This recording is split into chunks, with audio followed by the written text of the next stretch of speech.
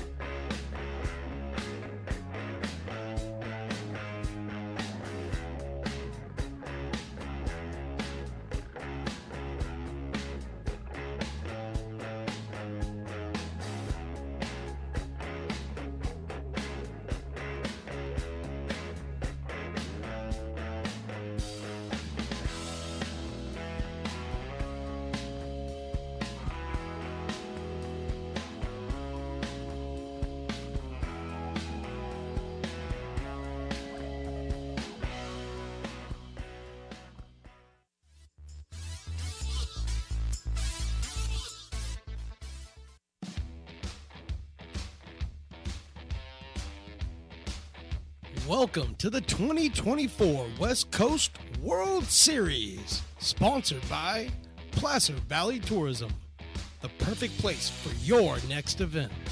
placertourism.com. 6 teams playing for the right to call themselves champions of the West Coast.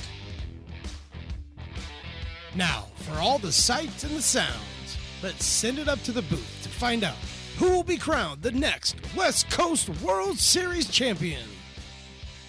Well, good evening, everybody. Welcome to McBean Stadium in Lincoln, California for the championship game of the 2024 West Coast World Series. My name is Mark the Phantom Lowe. I'm here with Riley the Engineer to bring you the host team, the number 3 seed, the Lincoln Potters, as they square off against the 4-seeded California Tigers for all the gold. Potters won the first semifinal game yesterday. They beat second seed AE Express 12-2. Ryan Castillo, 5 strong innings, and Jason Hansen hit a home run. The Tigers advanced by upsetting top speed Peleteros last night in the nightcap, 5-2. Potters are the home team in this one. Manager Tyler Robertson will send out ace right-hander Adon Perez, hoping to get his team off to a good start. Let's take a look at the Tiger batting lineup that Adon will face. It's going to be Chase Christensen, McGee, and Malton, the first 3. Dylan Drake, the shortstop, in the cleanup spot. Mullins, Stafford, Smith, McGinty, and Corey Williams, the DH, and he is batting 9th. Colin Houston is the pitcher on the mound for the California Tigers, but let's turn our attention to the mound for the Potters. It's Adon Perez, who's been one of the aces of the Potters staff all season long. He comes to us out of Modesto, California, and he has pitched a couple of big games for the Potters this year, and he's pitching another one here tonight. Now, he did pitch, I believe, at the end of last Friday, against Healdsburg in the final game of the Pacific Empire League Championship Series. I think he went 5 innings in that game, so don't know how many innings he has in him today, but hopefully Tyler Robertson is hoping that he can get the team off to a good start. He had last night a good pitching performance by Ryan Castillo, and then Woody Brennan, the Rooster, came in and closed it out for 2 innings. In the first game of yesterday, Gerald Hansen pitched a 7-inning 4-hitter, so they didn't use a lot of pitchers yesterday, even though they played 3 games. And the umpire is chatting with his buddies. And we had 4 umpires lined up, and I only see 3 out there right now. So one of them might have been some sort of mole or undercover agent in the umpire meeting. But here we go. Chase Christensen, the center fielder, will be our first hitter. And we're underway in the championship game, and that is a strike. Chase is out of Cosumnes River College, right-handed hitting center fielder. He's followed by Joe McGee and Charlie Malton for the California Tigers. That fastball is also a strike. Tigers lost their first game. They lost to the A Express 15-13. Came back, beat the Halos the next day. Came out yesterday, beat the Halos again, and then beat Peleteros at night. Chopper up the middle. That'll get into center field for a base hit. So the 0-2 pitch chopped up the middle by Christensen. He is on first base. First hit of the ball game, and bring up Joe McGee. So they won a pitcher's duel last night, 5-2 over Peleteros. Come in here as the 4th seed to the Potters by virtue of their 3rd seed after pool play. We'll get the home team dugout tonight. McGee, a left-handed hitter playing in right field, comes from St. Mary's College. Potters wearing their white pinstripes tonight. Looked like he was going to bunt, pulled it back. It's inside. Tigers with a little orange, a little blue underneath with white pants. Kind of the Potters orange. But Potters cleverly wearing the white tonight to avoid that kind of color problem. 1-0 pitch on the way to McGee. There goes the runner. The pitch is a strike. The throw to second base is not in time. I thought the pitch was a strike. I think he called it a ball. Yeah, 2 balls and no strikes. So got me on that one. And going to second base, the stolen base is Christensen. We'll take a look at the Potters' defensive alignment after this pitch to Joe McGee.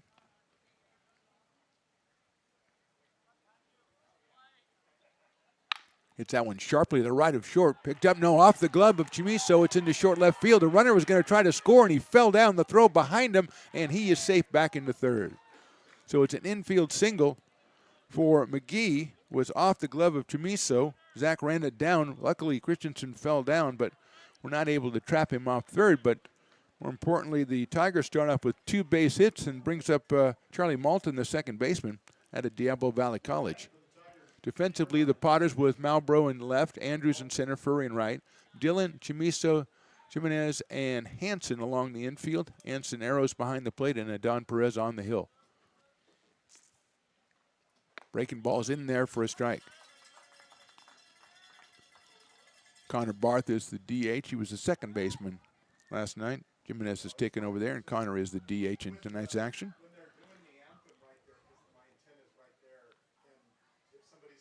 Going to throw over to first base. Jason Hansen manning first base. 0-1 on Malton. Dylan Drake to follow, then Jamie Mullen for the Tigers.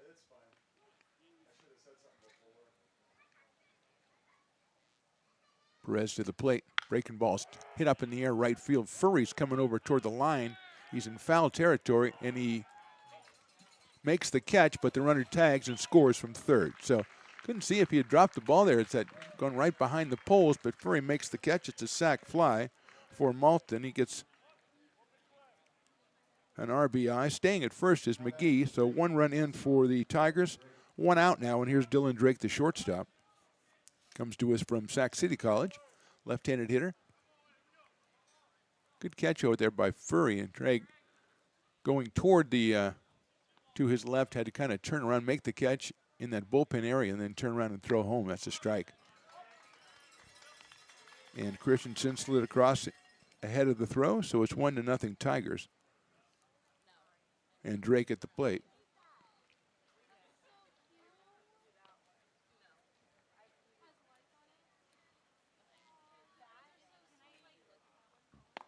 That's down low for a ball.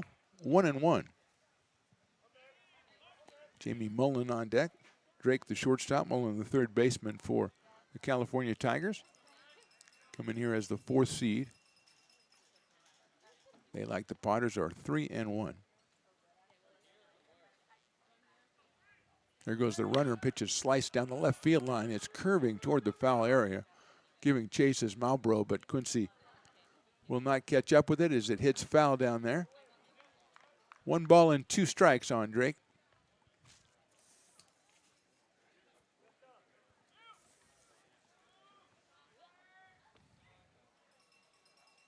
Good crowd out here, just getting settled in. Waiting for Willie to announce all the drink specials, because that's why people come out. It's a Tuesday, so it should be in spirit anyway, 2 for Tuesday. I don't know if that's the way it works. 1-2 pitch. Hit right at the shortstop. Chamiso flips to second. They're going to get 1 over to first. He's going to take a time, and he got him. So it looked a little shaky, but a 6-4-3 double play gets us out of the inning. Tigers do score once. After a half inning, it's California 1. The Potters coming to bat. I'm Bill Evans, president of the Placer County Association of Realtors. We're in the store, our conference facilities, an amazing team helps keep together an amazing organization. And we thank them all.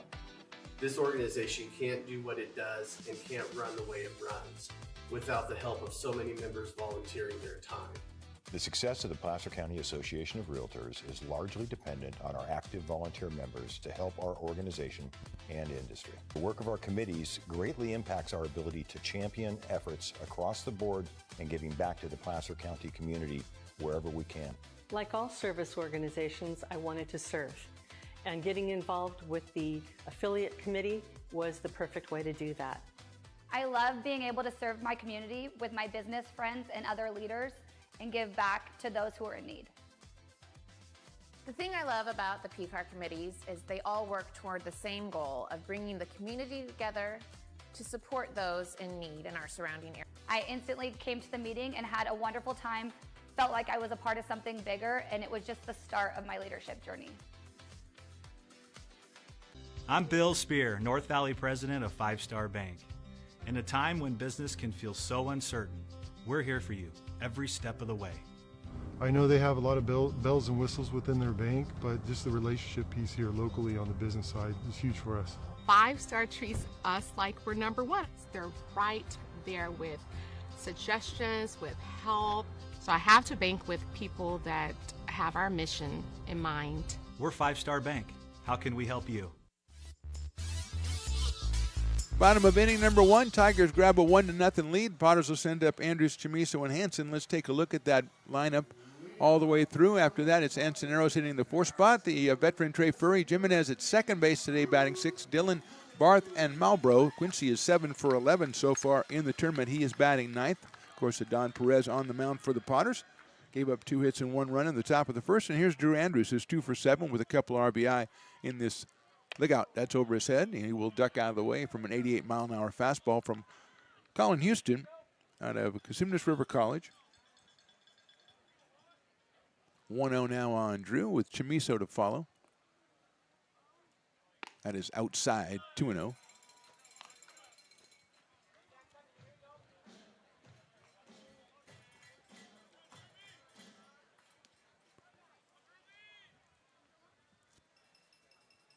All three. Drew had actually it's a kind of a sore spot. I thought he had a home run last night. I said it was a home run. It was only a triple, and felt bad about it. People in my neighborhood were pointing at me when I got home and stuff.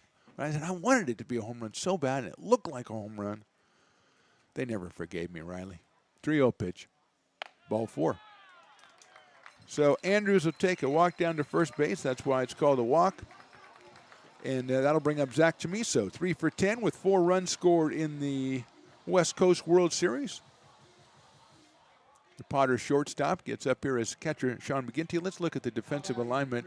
McGinty behind the plate. Mullen, Drake, Malton, and Stafford on the infield. McGee, Christensen, and Smith in the outfield for the California Tigers, who had a really hot end of the season. They played a lot of, or a couple, Pacific Empire League teams and did very well against them. Humboldt, I think they came in and they beat the Potters pretty well, and they took a couple from the Mudcats, and so they were playing very well at the end of the season.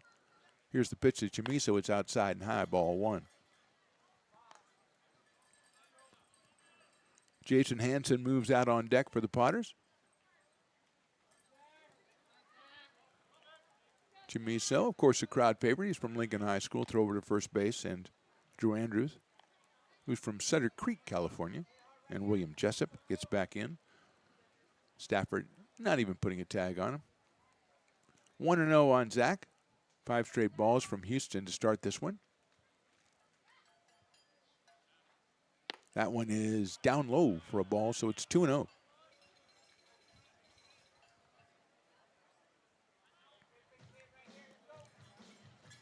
Checking with the third base coach. That is Tyler Malone. Mike Levinier over at first, the sometimes player for the Potters, but he's probably best known as a coach. 2-0 coming. That's in there for a strike. 2-1. 86 from Colin Houston, and he is in the strike column now with Andrews at first and a 2-1 count on Zach Chamiso. Potters trail 1-0. We're just in the bottom of the first. This is a 9-inning game, championship game. Everything else was 7, but tonight is 9. And we're happy you're joining us. There's a very nice crowd out here that won't be joining us because they're here.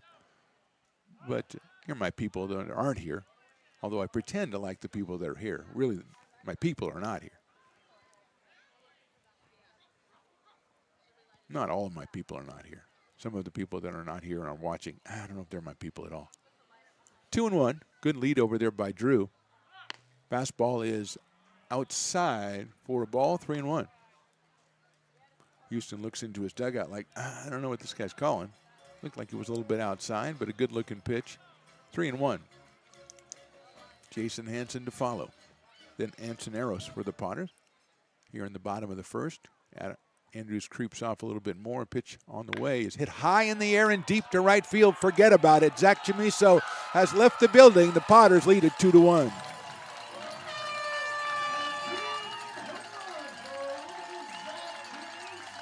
Not any chance I was going to call that one a home run and it would turn into a triple. As Riley follows his hero, Zach Chamiso, around the bases, giving you a good look. He had that was a very prodigious home run. It was also a pretty good bat flip. So I don't know if we got them both in there. But, boy, both of them were pretty good. There's Hunter Mays coming out to get that bat. Chamiso just worked the count to his favor and just teed off on that one.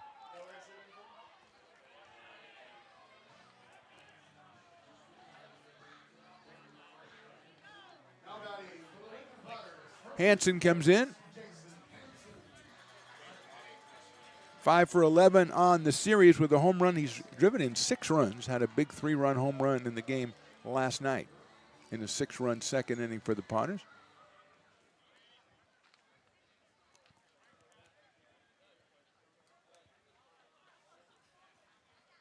Hansen takes outside for a ball.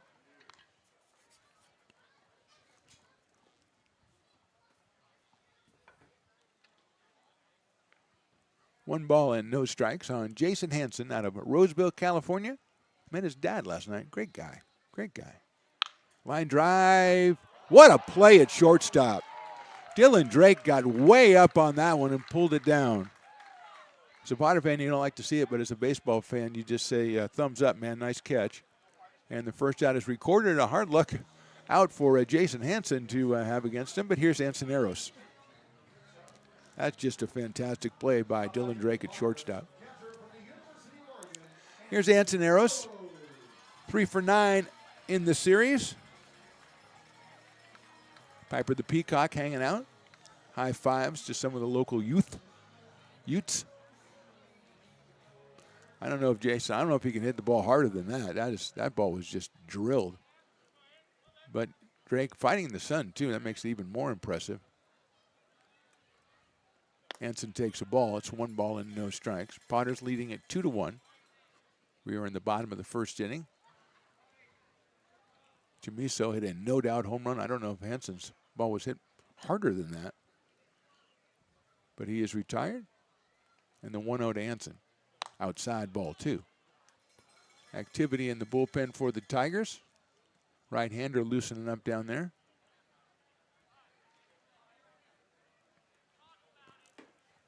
And we're going to have a talk.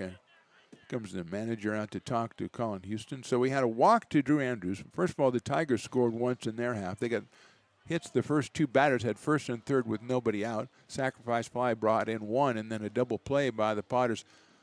Chamiso and Jimenez in the middle of the infield stopped the rally. Potters came up. Andrews took a 4-pitch walk, and Chamiso came on and hit one out of the park, a no-doubter. And it looks like we're going to have a pitching change. It looks like Houston is going to come out. Hopefully he's not injured, because it looks like, I don't know if he's feeling all that well, but he is going to leave. We're going to have a new pitcher, and we'll have the identity of that new pitcher after we take a short break. Bottom of the first, Potters on top, 2-1.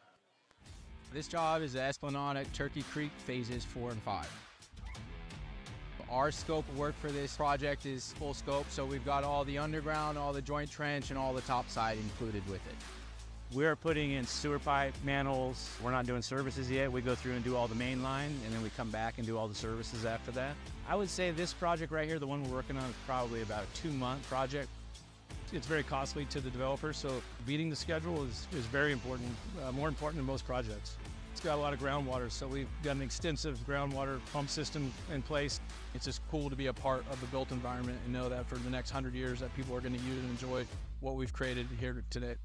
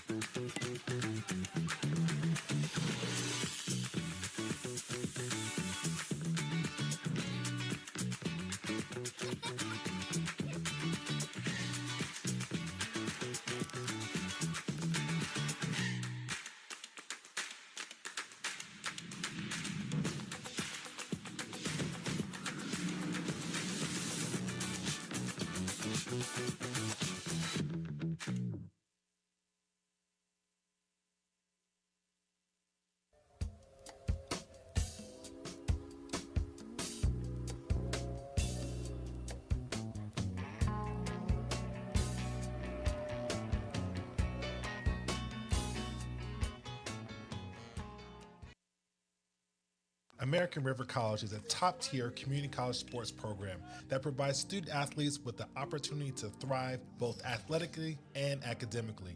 ARC Athletics is currently ranked 5th in the state and 2nd in Northern California. With over 19 sports programs, our athletes compete with the region's best athletes. Our diverse and dedicated coaching staff helps athletes develop the skills necessary to compete at the next level. Start your community college athletics journey with us. American River College, Sacramento's best. Nathan Leffel, the new pitcher, the right-hand rat of Los Medanos College, will take over for Colin Houston, who went a third of an inning, gave up 1 hit and 2 runs. Leffel will take over against Anson Arrows. He inherits a 2-ball, no-strike count on Anson. The switch-hitting catcher stays on the left side against Leffel. Fouls that one away. Leffel pitched the first game that the Potters and Tigers played. Just pitched 1 inning. I gave up a hit and a couple walks, but no runs. So he's on here after 3 batters to relieve Colin Houston. And Arrows trying to start another rally for the Potters. He slices that one foul, so it's 2-2. Leffel right about 84 miles an hour there.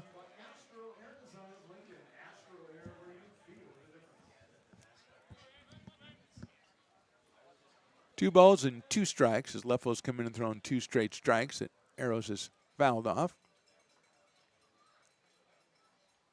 That is inside off-speed pitch.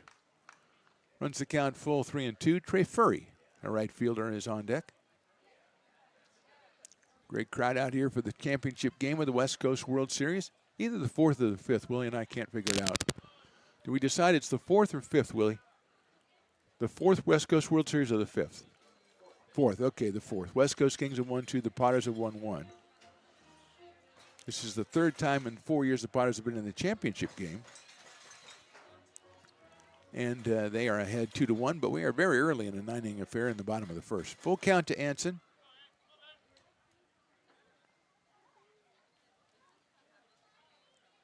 Inside, and he might have been hit again. He gets hit on ball 4 all the time. And he'll go down to first base. Potters with another runner. Here's Trey Furry.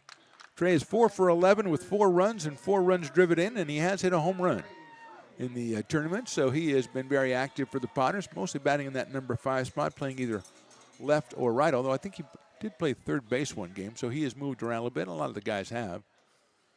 Another guy that's moved around is Jack Jimenez. He's the second baseman. He's on deck. Arrows faked going, and the pitch is swung on and missed. The throw goes back down to first base. And it's not in time. So Furry got the high fastball at 83. Couldn't get it, and it is 0-1. Breaking ball's lined to left field. That'll be a base hit. Bounces in front of Christian Smith. Out there, he gets it on a hop and gets it in quickly to the infield. It gets away, and alertly, the Otters run into third, and the throw gets away at third. And there we go. And that is going to be a run for the Potters. Furry will end up at third, and it's a 3-1 ball game, Potters. Arrows very alertly. When that ball got away on the throw to the infield, he took off for third. The throw to third got away, so that will be an error on the shortstop, or the second baseman, throwing to third. And the Potters have scored 3 times on 2 hits, and Jax Jimenez will be the hitter, and he's got a runner down at third base. Furry really turned on that one.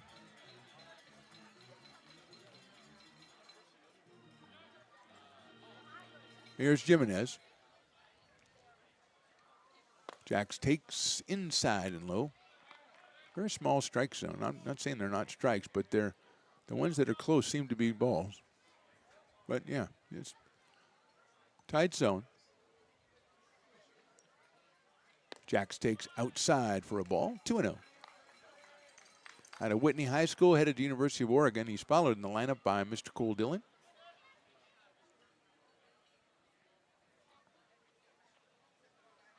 Jax takes a strike. Good location that time. Right on the outside corner at the knee, so it is 2-1. Corners are in. Middle infielders are back for the Tigers here. That one is outside for a ball, 3-1.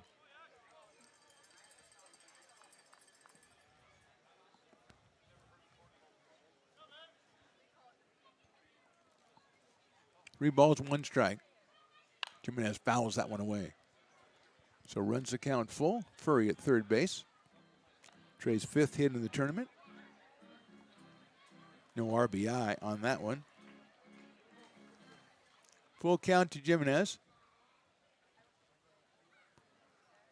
Leffel checks the runner at third. Hits it down the right field line, but it's foul into the bullpen area. And on top of the VIP area down there, the kiln. So it'll go again, 3 balls and 2 strikes.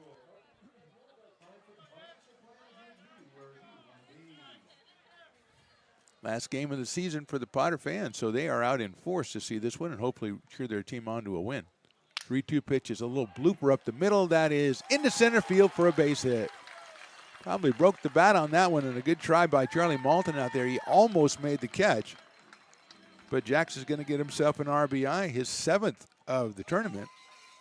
And the Potters have scored 4 times on 3 hits and a Tiger error.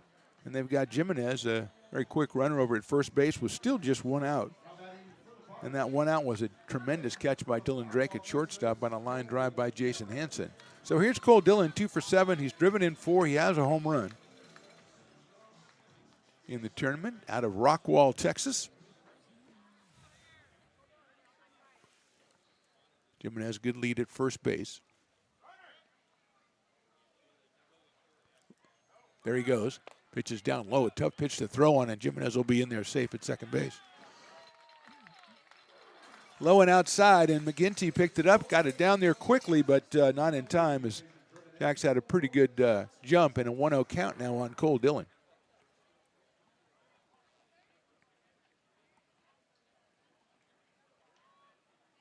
Potters have scored 4 here in the bottom of the first inning. They've got Jimenez at second. Malton trying to keep him close out there. Dillon takes a strike right down the middle. 1-1. Connor Barth is tonight's DH. He's on deck for the Lincoln Potters. Manager Tyler Robertson has done a tremendous job in his first season as Potter skipper. Got him to the last game of the PEL Championship Series. Got him into the finals of the West Coast World Series. Leffel double checking back there. His breaking ball is outside, 2-1.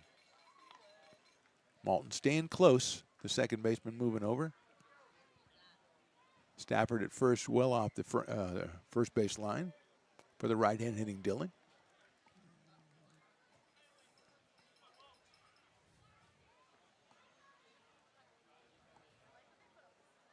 To 1 pitch is ball 3.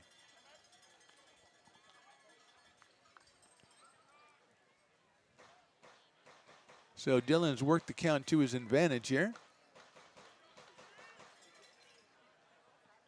3 balls and 1 strike.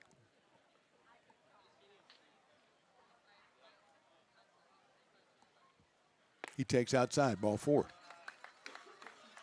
Good at bat for Cole Dillon. Takes the walk, second one, actually 2 walks and hit batter this inning for the Potters, and that'll bring up Connor Barth. Connor is 3 for 9. Had a good night last night. He was 2 for 3, and he scored 3 times last night. Drove in a run in the Potters' 12-2 win over the AE Express in the semifinals. Right-handed hitter out of Roseville, headed for Mississippi State, who I was advised are the Bulldogs, and also the home of Dak Prescott, someone tells me. Runners going, swinging a miss. The throw to third is going to be not in time. Nice play at third base for Mullen to make the catch. That ball almost got out into left field. And Dillon's at second, and Jimenez now at third, and Barth behind 0-1. So our compadre Chris Toy, a big Cowboy fan, gave me the Dak Prescott nugget. I didn't, I said, tell me when you talk about a professional quarterback, and I don't think he's never going to text me back after that. 1-1 now on Connor Barth. Number 9 hitter is Quincy Marlboro. He is on deck. Still just 1 out here. Swing and a miss. Good off-speed pitch from Leffel there. Makes it 1 ball and 2 strikes. Corners are in. Middle of the infield is back for the Tigers. Fouled ball by Connor Barth. 1 ball, 2 strikes. Andrews walked. Chamiso a 2-run home run. Hansen lined out. Arrows hit by a pitch. Furry singled. Throwing air allowed a run to score. Then a base hit by Jimenez. Plated Furry. Dillon walked, and that's where we are. Outside. Nice stop by McGinty back there. Evens it up at 2-2 on Connor Barth.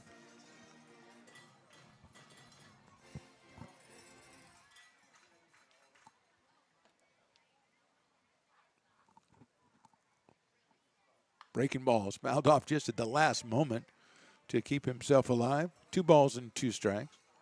Connor wearing number 9 for the Potters. I think Trey Furry wore number 9 in years gone by. He has graduated to 7.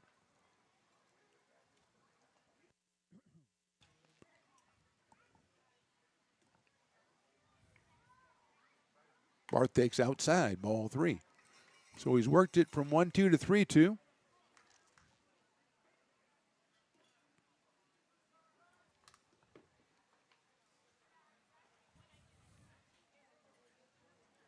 Here's the 3-2 pitch. Fouled off again. So Barth working it. Here comes Hunter Mays, the ball guy, who is assisted by Little Stevie. I think Little Stevie's here. Little Stevie's become a cult icon. You know, Little Stevie merchandise all over the place. But all in small kid sizes, so, you know, it's not a big seller. 3-2 again. Barth pops that one out of play. Level came with the breaking ball, and Connor stayed with it and fouled it off.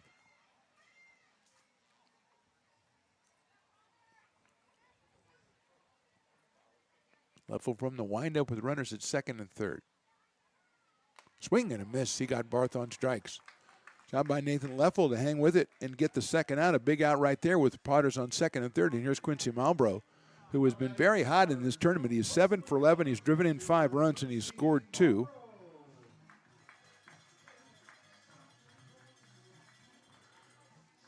Out of Loomis, California, and Folsom Lake College, Mr. Quincy Malbrough. He's out in left field for Lincoln tonight, and he's batting 9th.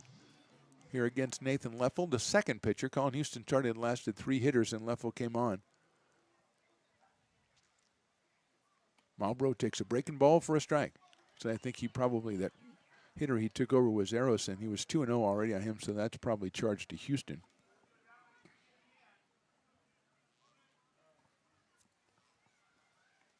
0-1 pitch to Quincy. Swings and misses at another breaking ball, 0-2. Potters have scored 4 times, but it's never too early to ask for more, as they had second and third with 1 out. Now it's 0-2 and 2 outs.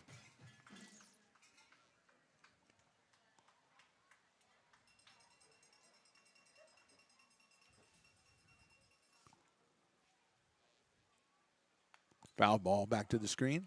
Barely got a piece of that as he went, followed up 2 breaking balls with the fastball at 85, which I think is best fastball. Plus, it probably looked a lot faster than that after 2 breaking balls. Quincy just managing to spoil it, so he'll stay up there at 0-2. Jimenez is at third. Cole Dillon's out at second base.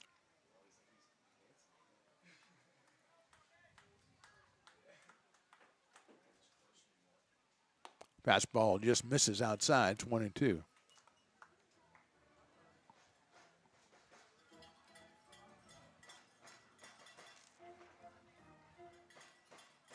Quincy Malbrough, Loomis, California.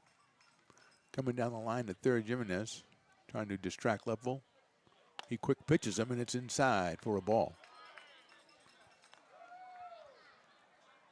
Changed the windup on that one and came right at Malbrough, and it was a good pitch. He just missed the inside corner. Almost got Quincy to go after it. So it makes it 2-2 now.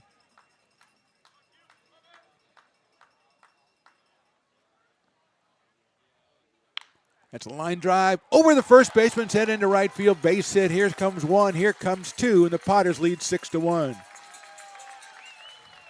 Quincy Malbrough does it again. He now has 7 runs batted in for the tournament. And the Potters have put 6 up on the board here in the bottom of the first. They lead 6-1. And Drew Andrews will be up for his second time of the inning. Didn't hit it super hard, but hit it perfectly placed. Got it over the leaping Stafford at first base.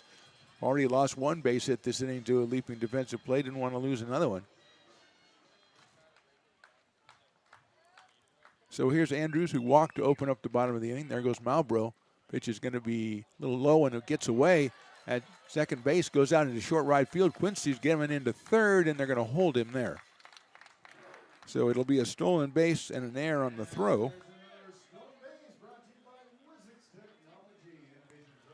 So Quincy's over at third base now. Andrews took that for, I don't know, it was ball one. That one is inside 2-0. I think it's 2-0.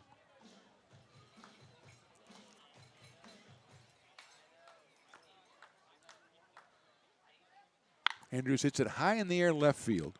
Smith trying to fight the sun. He's got room out there, and he'll make the catch. Potters put up a half dozen in the bottom of the first. We go to the second. They lead it 6-1. When it comes to your home's maintenance and repairs, Jeffers Resource Group has you covered. Our handyman services offer a comprehensive range of expertise, from minor carpentry to drywall, electrical and flooring for property managers, landlords, and renters alike. We ensure that every job is completed to the highest standards, so you can have peace of mind.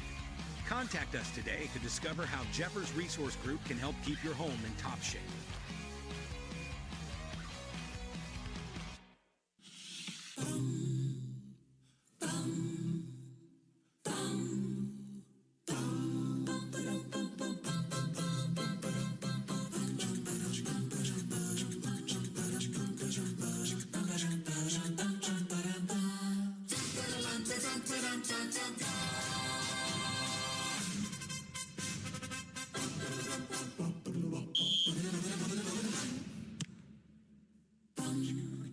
Hey, Potters fans, want to keep restoring and renovating historic McBean Stadium? Now you can become a member of Friends of McBean. Annual membership start at $50. Get a 4th of July Potters t-shirt and 4 Potters tickets. Become a member now at friendsofmcbean.org. Top of inning number 2. Potters with the big 6-run first. They lead it 6-1, but it is still early. And remember, this is a 9-inning affair. Don Perez back out on the mound, gave up 2 hits and a run in the first inning. Was bailed out by a double play pulled by Chamiso, Jimenez, and Hansen. So it'll be Jamie Mullen, Sean Stafford, and Christian Smith, the first 3 hitters for the Tigers. And they have put up 13 in their first game, which was a loss, then 7. And so, they've been known to score some runs. So they swing hot bats. Potters cannot breathe easy, certainly, as Jamie Mullen comes up to the plate. He is out of Folsom Lake College. Big right-handed hitter, third baseman for the Tigers against Perez, whose fastball is right down the middle for a strike at 90 miles an hour for Adon Perez out of Modesto, California.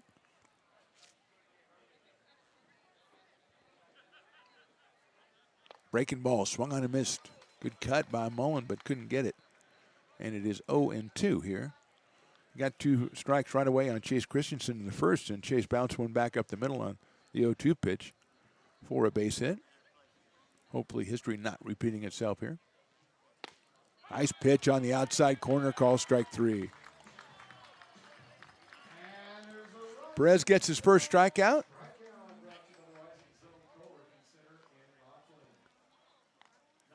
And that will bring up Sean Stafford, first baseman out of Folsom Lake College as well, left-handed hitter. Almost made a great catch on the Marlboro line drive, but it was just a little bit too high for him. Perez's fastball misses outside.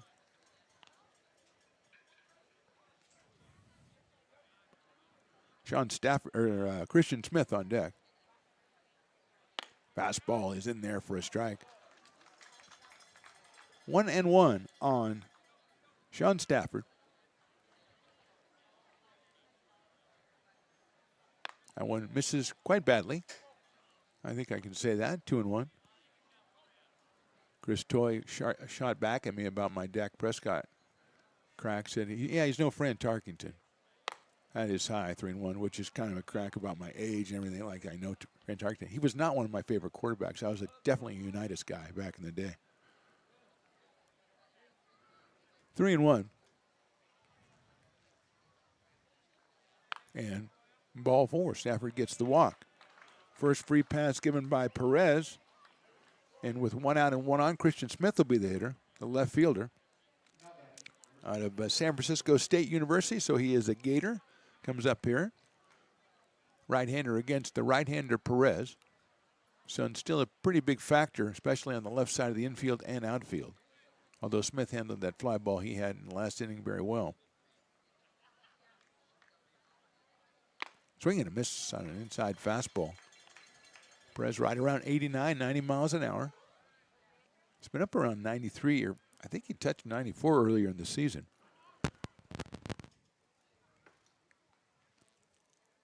Oh, 1 coming up to Christian Smith. Breaking ball, nice stop by Eros. A little bit too low, so it's 1-1.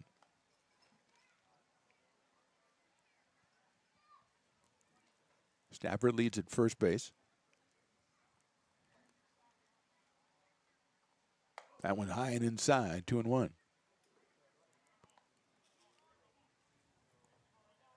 Talked about Perez pitching last Friday, I believe, so not known what kind of pitch count he is on.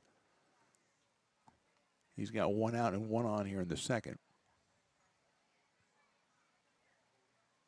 Breaking ball is too high, 3-1. Talked about the zone. It's a tight zone. It's not a bad zone, not at all, but it's a tight zone. So I think that might factor into it. We've had a couple of walks already on the Tiger side.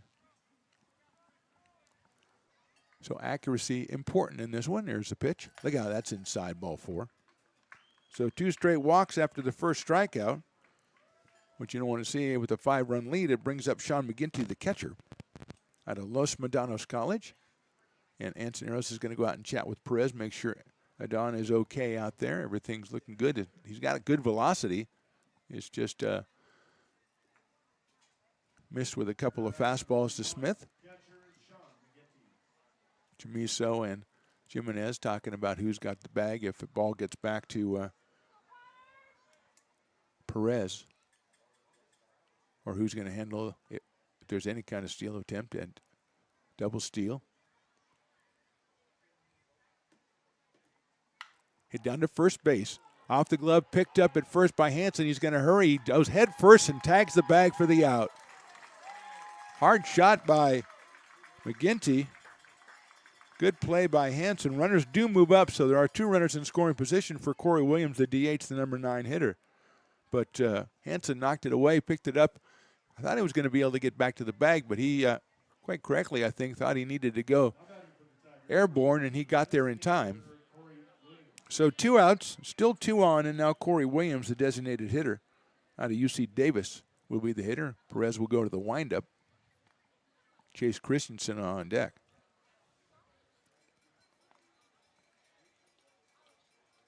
Breaking ball blocked by Eros. Low and outside.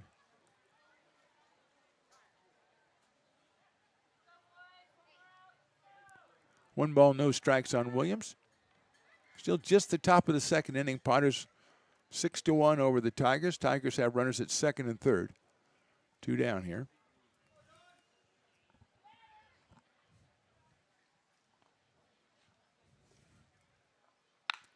There's a line drive into right center field. That's down for a base hit. Both of the runners will score. Williams is going to try to, no, he's going to hold on. It's an RBI single, a 2-run single. All of a sudden, it's a 6-3 ball game. Scoring is Stafford, scoring is Smith. Both walks come back to score. And it is now a 6-3 ball game with Chase Christensen at the plate.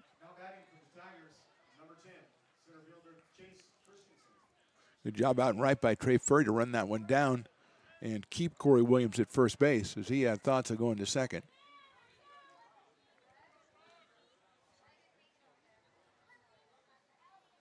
Breaking ball in there for a strike. 0-1 to Christensen. As we said, his first time up, he went down 0-2 and then chopped run right back up the middle for a base hit. So he is 1 for 1 in this one. Breaking ball's hit well to left center field. Going over, it is against the fence, picked up by the center fielder. Nice play. They're going to hold the runner at third base. The throw comes to second. The tag is made, but he is safe. Great job by Jason Hansen to follow that play to second base, and a great job in center by Drew Andrews to get it in as quickly as he did. With 2 outs, Williams going on contact, only able to get to third base. And almost Christensen caught out at second. Here's Joe McGee.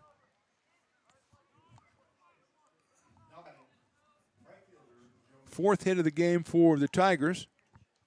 And they've got runners at second and third again with 2 outs. And McGee, who singled his first time up off the glove of Chamisa with shortstop at the plate. Down low with the breaking ball. 1 ball, no strikes. Charlie Malton on deck. So we're going to get a lot of activity out here tonight. 9-inning affair, the championship game of the West Coast World Series. Fastball, strike. 1-1. 89 again for Perez.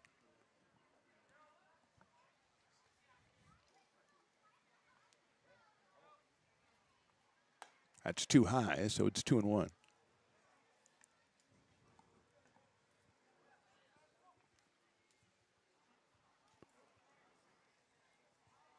Two balls, 1 strike. McGee, the left-hand hitting right fielder. Breaking ball down low again, 3-1. No activity that I can see in the Potter's pen.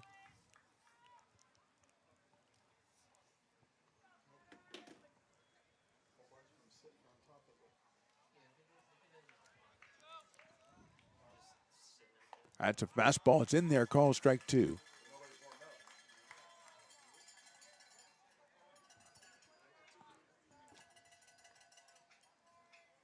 Scoreboard says 3-2. I had 2-2. Here it is. That is high, ball 4. So it was obviously 3-2.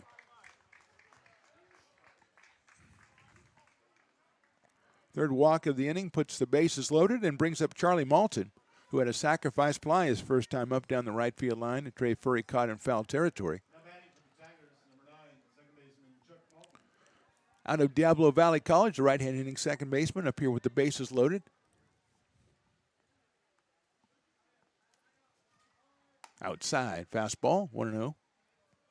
He's followed by Dylan Drake, who would be the 9th batter to hit in the inning, which makes Charlie the number 8 batter to hit.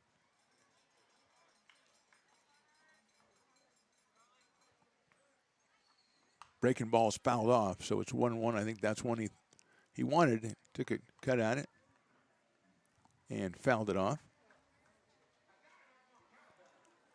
First call for more cowbell from the very, very nice, sizable crowd out here tonight, checking this one out, and they're being treated to some offense so far. 1-1 on Charlie Malton.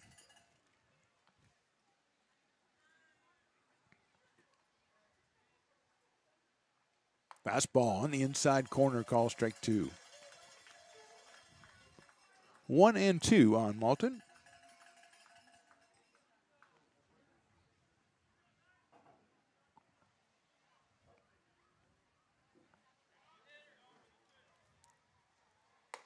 We thought about it, didn't go. Good thing, too high.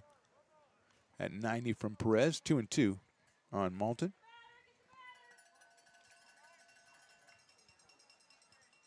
I think we need to come up with more beer specials. That's one thing that's missing tonight. Breaking ball is fouled out of play. Oh, the Brick and Barrel Backyard Beer Garden doing pretty well down there. Nice line. Waiting for a cold brew on a Tuesday. It is Tuesday, right? Yeah. Still 2-2 on Charlie Malton.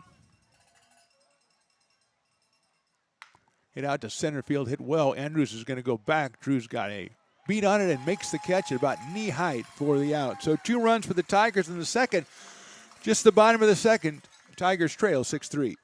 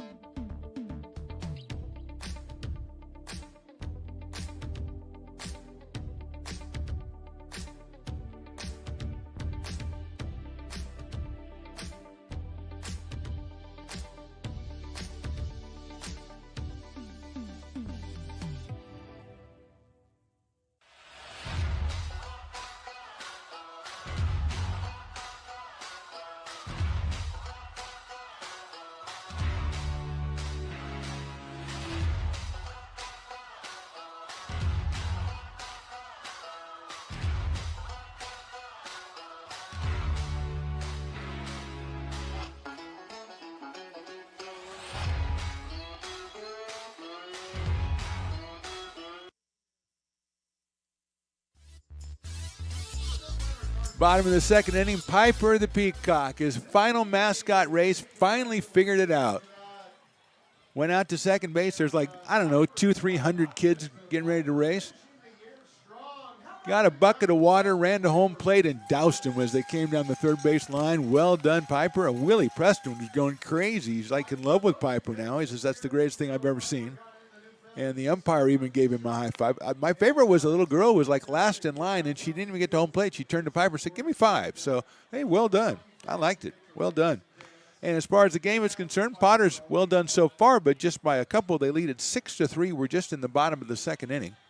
Zach Chamiso will lead us off, then Jason Hansen and Encineros against Nathan Leffel, who is the second pitcher for the Tigers. Colin Houston started and lasted just the first 4 batters. Leffel came on and finished up the first inning, and now he will start fresh here in the second with Zach Chamiso, who hit a no-doubt 2-run home run his first time up. The Lincoln High product is now talking to a couple umpires saying, yeah, I hit a home run.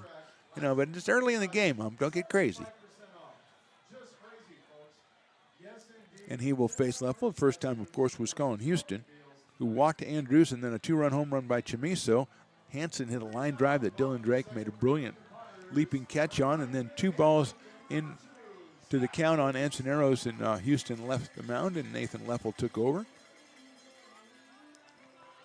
So here's Chamiso.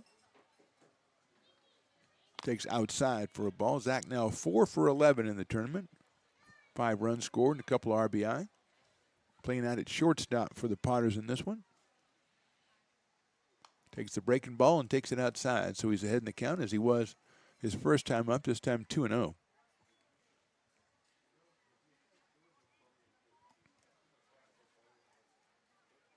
Takes that one right down the middle. 2-1 at 84 from Leffel. Nathan out of Los Medanos College, which I believe is in Pittsburgh down there in the Bay Area. Zach takes a ball, 3-1. 3 balls and 1 strike, leading off just the bottom of the second inning here. That is straight 2 call. 3-2.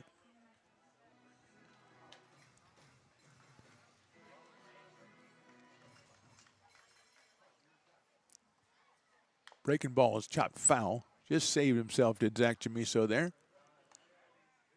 A tantalizing. Here come the participants in the race. A couple of them have a little bit of moisture. I don't think Piper hit a lot of them. He threw the bucket of water, but I think he got like 1 or 2 guys for the most part. Full count pitch to Zach. Line to center, but it's going to stay up, I think, and make the catch out in center is Christensen. So just like the last out of the top of the second, line drive to center that stayed up, and here's Jason Hansen, who was robbed by Drake of a base hit his last time up, so he is 0 for 1. He is 5 for 12 with a home run and 6 runs batted in the tournament. Jason out of Roseville, California, and UC Davis. Brother Gerald was the winning pitcher in Game 1 yesterday. Jason takes a strike. 0-1 on the right-handing first baseman. He takes that one in there for a strike, 0-2. Hansen arrows to follow. Get the feeling more and more runs are the idea. That one's a high fastball tonight, as we've had 1 in the first and 2 in the second for the Tigers, and the Potters scored 6 times in their first inning. Hansen fouls that one out of play. Here comes Hunter Mays, delivering new baseballs to the umpire. Again, I haven't seen little Stevie yet.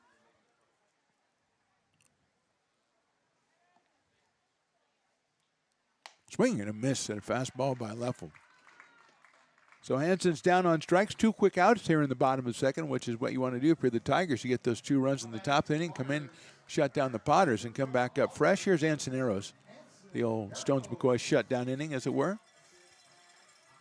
Anson was hit by a pitch on a full count back in the first inning, later scored a run.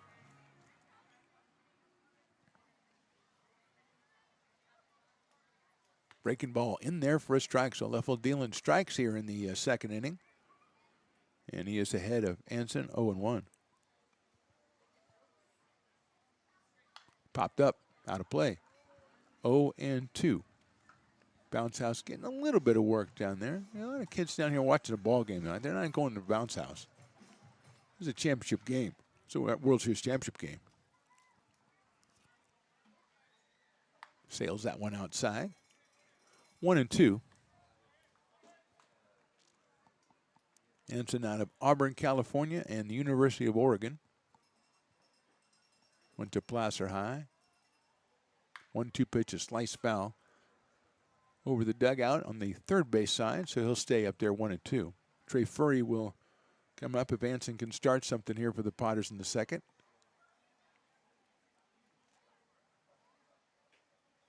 Breaking ball is hit sharply down to first. Nice play by Stafford. He throws to the pitcher covering. Good play by the pitcher and makes the play. Good job by Leffel covering first base. And it's 1-2-3 for the Potters. In the second, we go to the third. They're on top, 6-3.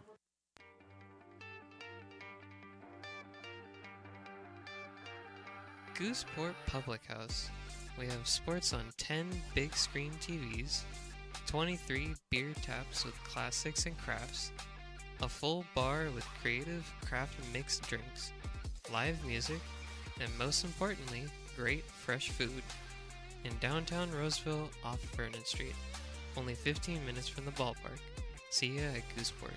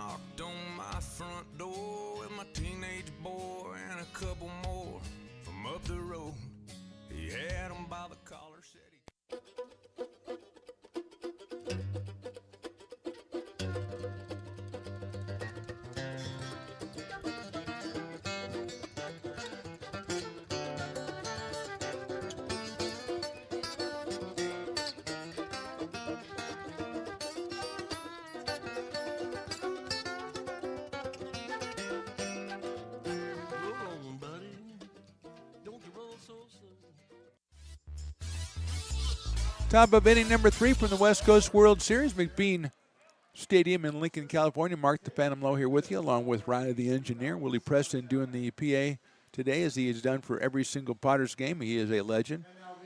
John and Lauren, I think, are over on the intern desk today, as Carson is taken to the field today. So he is trying out something new. And here is Dylan Drake, who hit into a double play his first time up. Pops that one up left side. Andrews going after it. Too late. Marlboro's going to go after it, and Quincy's going to make the catch, and it looked like he had no idea where the ball was for a while and goes over and makes the catch. So Drake is out on a fly ball to left field. One out here in the third, and Jamie Mullen, who struck out looking his first time, out of Folsom Lake College, will come up to the plate. He is the third baseman, batting in the 5th spot for the California Tigers, the 4th seed after pool play, taking on the 3rd seed, the Lincoln Potters. Peleteros was first seeded and AE Express second. Out of play, and they were knocked off by these two teams in semifinal play yesterday afternoon and evening. 0-1 on Mullen. Sean Stafford, the first baseman, is on deck.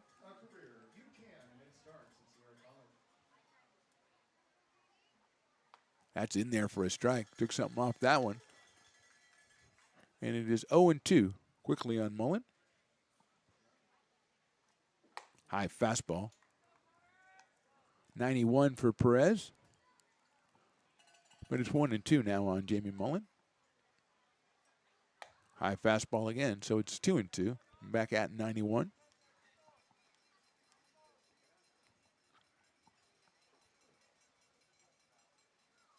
Inside, ball 3. Perez has walked 3. He has struck out 1. He had Mullen 0-2. Now it's 3-2. Fastball too high. 4th walk of the game, and that will bring up Sean Stafford, who got a walk his first time up. That was back in the 2nd inning. Left-handed hitting first baseman out of Folsom Lake College.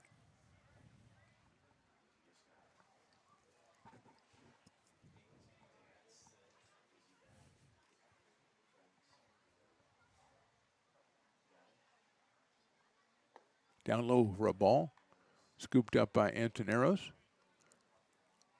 to keep Mullen at first base. But it's a 1-0 count on Sean Stafford. 1 out here in the third inning.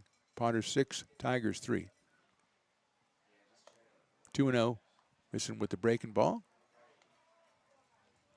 Finally, somebody's getting shaved ice, Riley. I know you've been missing people walking around with shaved ice. A couple of beers tonight. Of course, Fat Cat is here. Bill's the best. He's been here every game, it seems like, and he is the best over there with the brats and the hot dogs. 2-0 pitches, popped up foul. And the shaved ice is here, of course. Beer is always here. You can rely on that. You come out to a Potters game, it's affordable family fun in Placer County, but there's also beer. So it's something for the whole family. Bounce house, shaved ice, beer. Brats, dogs. There you go. 2-1. Make the commercial. Popped up left side. It's going to be a tough play. Marlboro's going to have to go way over. Quincy gets there. Nice play, and it's pretty deep in left field, and a strong throw to get it back into second base to keep the runner at first. So Stafford popped it up pretty far down there in left field. It's only 314 down the line. And with 2 outs, that'll bring up Christian Smith, who got a base on balls his first time up. The left fielder out of San Francisco State. He's got Mullen over at first. Let's see if they try to send Jamie with 2 outs. Swings and misses at the fastball. The throw down, and they almost got him at first base. Anson laid the tag on, but safe by the umpire who was standing right there. So, I'm going to go with that.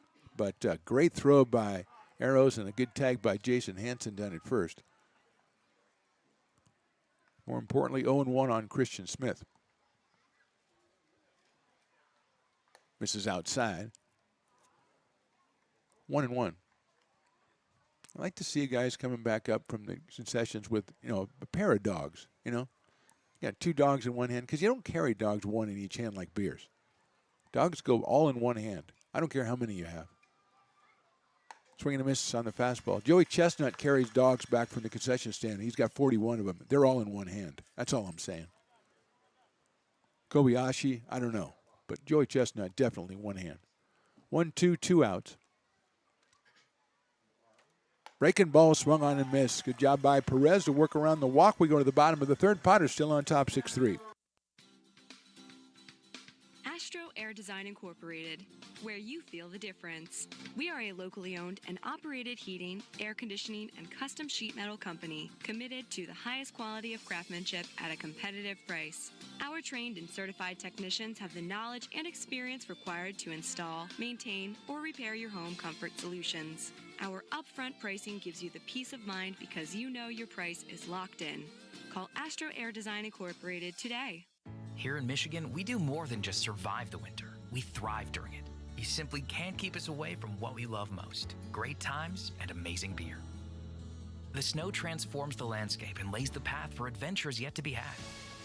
Trails ready to be explored, and freshly groomed hills ready for the first run of the day. And later, as the sun descends, it's time to unwind with great conversation and even better friends. Experience a taste of Michigan winter with Founders Brewing Company, born and brewed in Michigan.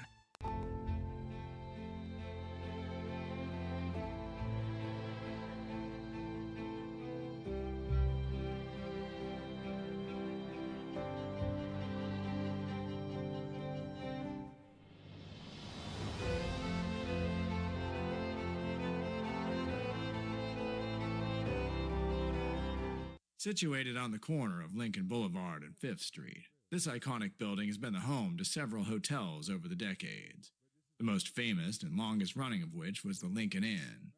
Having undergone several renovations and architectural changes. Never like to interrupt that guy, Riley. That guy has to finish his sentence. I love that guy. Trey Furry, Jax Jimenez, Cole Dillon here against Nathan Leffel. In the bottom of the third, Leffel with a very good second inning was 1-2-3 against Chimiso Hansen and Eros. He'll face Furry, who's singled tonight. He is 1 for 1 and scored a run. 5 for 12 in the tournament. Scored 5 runs. Swings and misses. Shadows coming across the pitcher's mound, and there's a little bit of sunlight between the mound and home plate. Don't know if that affects the batter at all, but that one Got past Spurry at 82 from Leffel. Trey out in right field tonight. Takes that one, and that is a call strike as well. So it's 0-2 quickly. We talked about Leffel in the second inning, really throwing strikes out there. And he is ahead of Trey Furry to start off the bottom of the third. Outside with that one. Tried to make Furry chase it. He did not. It's 1-2. Jax Jimenez to follow. Potters have some stirring in the bullpen. Furry takes ball 2. I think that might be Cam Staten. Yeah. Walking out there, looking like he might want to start throwing, so he is by no means ready to come in. Left-hander, 2-2 pitch. Swing and a miss. Chase that one, and he's down on strikes. That is the second, make that the third strikeout for Nathan Leffel, and he'll take on Jax Jimenez. Jax had broken bat, single up the middle, and drove in a run back in the first inning, so he is 1 for 1. He's 5 for 12 with 7 runs batted in the tournament. Batting left-handed, swinging and missing, and an off-speed pitch from Leffel. 0-1.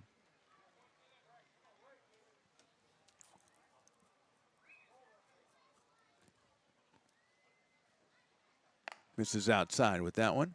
1-1. Jack's out of Whitney High School, headed for the University of Oregon. Had a couple of stolen bases as well in the first inning. Fouls that one back to the screen, close to the cameras. Into the netting there. Hunter Mays comes out to pick up the ball, rolled back, and the umpire said, I'll handle it. Let me take this one, Hunter. You take it easy over there, young man. 1 ball, 2 strikes on Jimenez with Cole Dillon to follow. Jax lines it. What a play at second base. What a play at second base. That's Charlie Malton. I call him Chuck. And that's the second brilliant play on the infield for the Tigers in 3 innings. And Jimenez is retired for the second out. Dove to his left, made the snag. And now he and Dylan Drake have matching web gems. And here's Cole Dillon. Cole walked his first time up.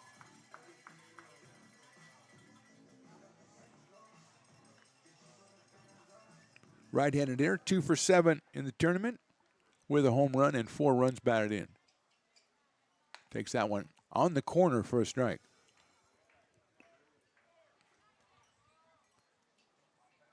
Connor Barth to follow. Avery out precious, so those great plays really loom large in a game like this. 1-1 now on Cool. Out of Rockwall, Texas.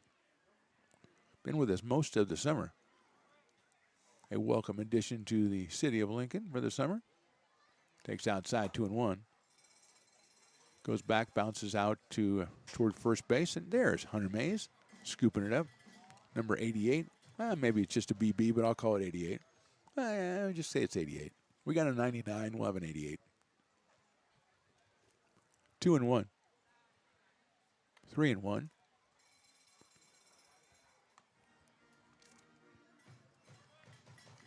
Bottom of the third. Playing in 9 here in the championship game of the West Coast World Series, the 4th annual West Coast World Series. Potters trying to win their 2nd West Coast World Series title. Ball forward to Dillon. He'll go down to first base with his 2nd walk of the day. And with 1 on now and 2 outs, it's Connor Barth who struck out back in the first inning against Leffel. He's the DH tonight out of Roseville, California, headed for Mississippi State. The Bulldogs. Got a pretty good crowd support out here for Connor Barth.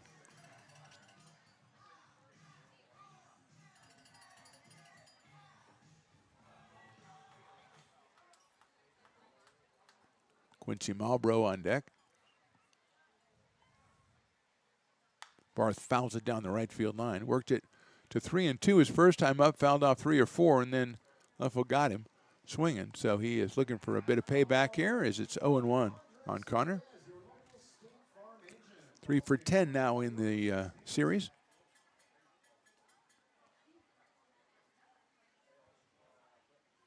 Ground ball right back up the middle, snagged by Leffel. He'll run the requisite 2/3 of the way and then underhand it to first base for the out. So just a walk for the Potters in the 3rd. We go to the 4th. They lead at 6-3. Hi, Bill Evans, President of the Placer County Association of Realtors. We're in the store, our conference facilities, an amazing team helps keep together an amazing organization. And we thank them all. This organization can't do what it does and can't run the way it runs without the help of so many members volunteering their time. The success of the Placer County Association of Realtors is largely dependent on our active volunteer members to help our organization and industry. The work of our committees greatly impacts our ability to champion efforts across the board and giving back to the Placer County community wherever we can. Like all service organizations, I wanted to serve. And getting involved with the affiliate committee was the perfect way to do that.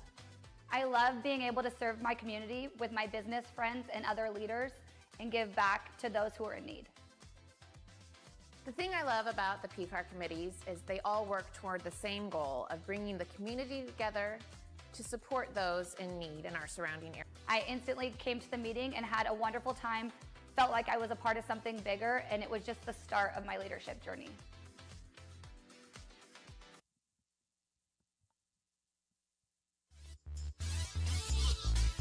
Top of inning number 4 from McBean Stadium. Potters on top 6-3. All the scoring done in the first 2 innings, but 1 in the first, 2 in the second for the Tigers. Potters got all 6 of theirs in the bottom of the first inning, highlighted by a 2-run home run from Zach Chamiso. Sean McGinty will start us off, the number 8 hitter, then Corey Williams and Chase Christensen.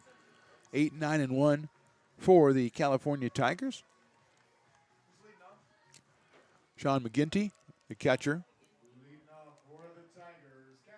out of Los Medanos College. Look out, that's going to hit him. And he'll go down to first base. That's the 5th free pass, 4 walks and a hit batter now from Perez. And McGinty to first. Corey Williams, who blasted a 2-run single to right center field his first time up, back in the second. Up here for his second time. He is from UC Davis.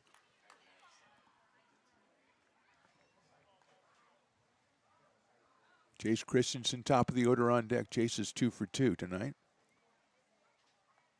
Fastball is in there for a strike. Williams was going to pull the trigger and did not, so it's 0-1. McGinty short lead at first base.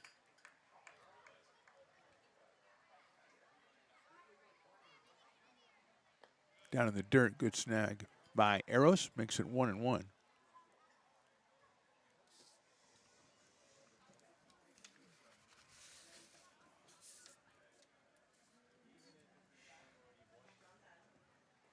One pitch from Adon Perez. Misses high and outside, 2-1. Cam Staten warming up for the Potters in the bullpen, the left-hander out of Auburn.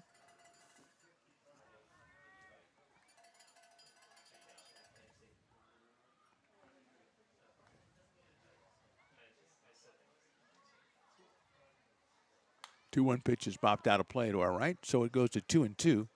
On Corey Williams batting in the number 9 spot for the California Tigers.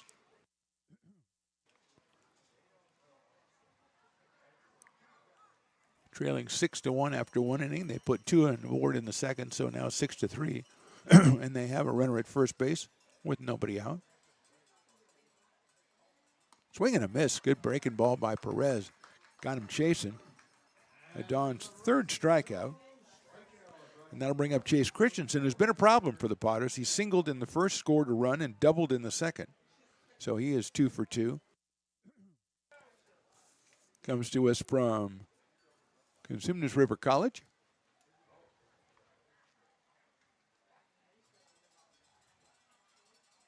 Chops one. Perez is going to try to get it himself. He'll go to first. Good play by Adon Perez to get Christensen at first base. No chance to think even about second. McGinty will be in there, but Perez, running away from the plate, made the catch and made the throw for the second out. Joe McGee now, who was a single and a walk in this one, right fielder, out of St. Mary's College. Beautiful, beautiful campus.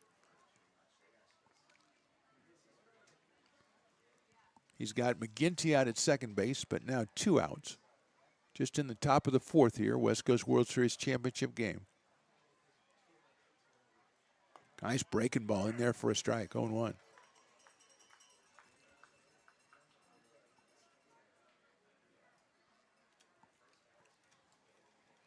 Left-handed hitting Joe McGee. Swings and chops that one foul over by the Potters dugout down the first base line, so it's 0-2.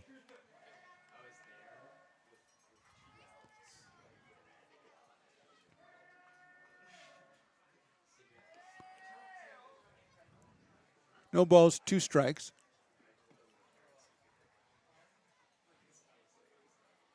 Breaking ball just misses the outside corner. 1 ball and 2 strikes.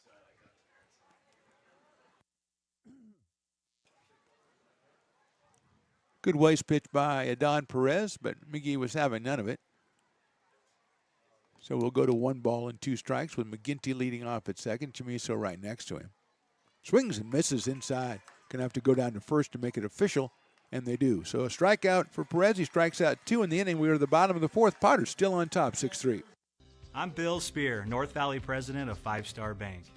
In a time when business can feel so uncertain, we're here for you every step of the way. I know they have a lot of bells and whistles within their bank, but just the relationship piece here locally on the business side is huge for us. 5 Star treats us like we're number one. They're right there with suggestions, with help. So I have to bank with people that have our mission in mind. We're 5 Star Bank. How can we help you?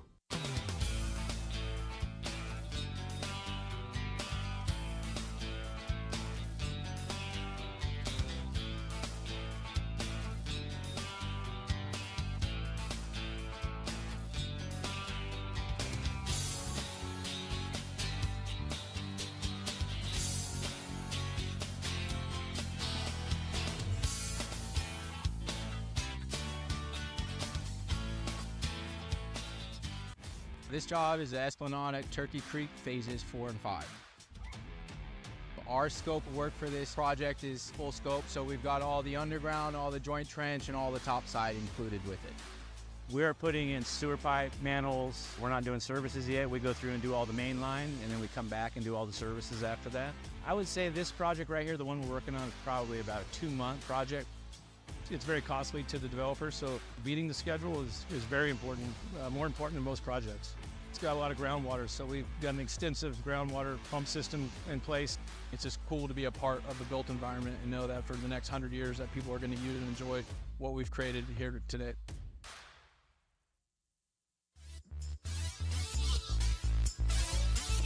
It was 6-3 Potters after an inning and a half. It is the bottom of the 4th. It's still 6-3 Potters. Quincy Malbrough will lead us off. He had a 2-run single his first time up. Then Drew Andrews and Zach Chamiso, 9-1-2 off Nathan Leffel, who has come in a very turbulent first inning for the Tigers, but he's quieted down since then. Got through the 2nd and 3rd with just 1 walk allowed. So he is out here for his third complete inning of work. And Quincy is at the plate. Takes a breaking ball inside, so it's 1-0 on Quincy. He had that 2-run single down the right field line back in the first inning. Gives him 7 runs batted in the tournament. He takes a ball, 2-0. Have to hit it pretty far to get an RBI at this at bat, but we'll take a base hit. We're not too picky. 9 innings for this one. Has 7 every other game in this series, but 9 innings for the championship. 2-0 pitch misses outside. So you want to pile some runs on. Potter's got good start, 6 in the bottom of the 1st. But nothing, couple of zeros since then, and Malbrough trying to change that here in the 4th. As he has a 3-ball, no-strike count from Leffel. That one right down the middle, 3-1.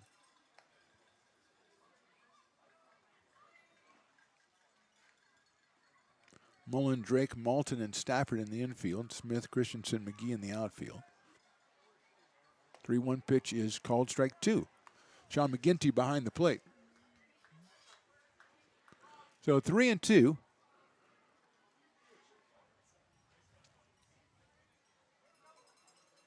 Great crowd out here checking this one out. Outside, ball 4. Malbrough reaches on the base on ball. It's the second issued by Leffel. Actually make that the 3rd issued by Leffel. And that'll bring up Drew Andrews, who has walked and flied to left.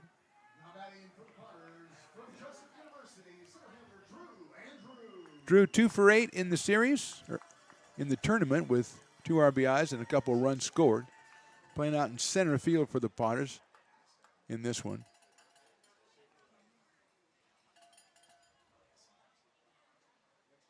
Breaking ball, strike one. Good pitch by Nathan Leffel. Held it for an extra couple seconds. He was thinking maybe Marlboro might break off first base.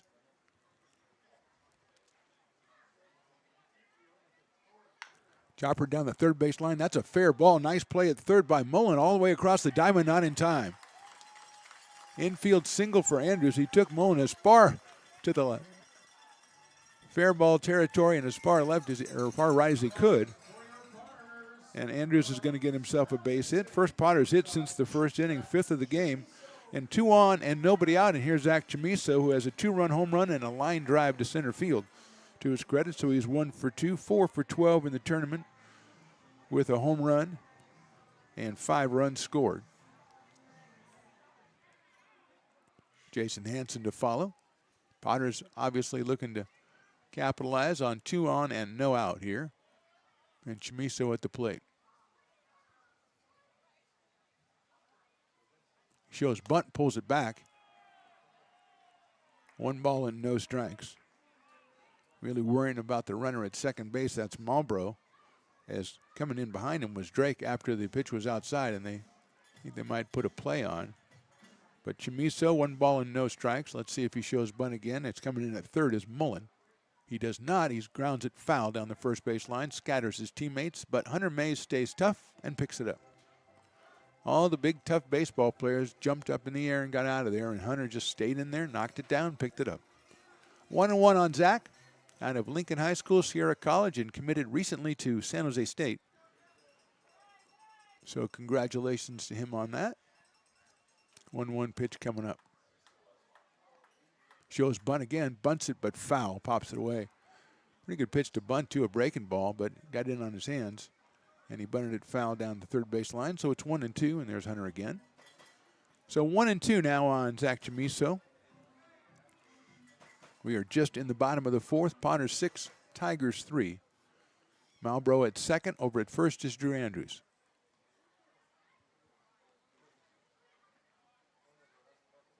Sails the fastball high and outside, 85 from Muffle. That's probably been about as high as he's been with the fastball. He's relying on the off-speed stuff.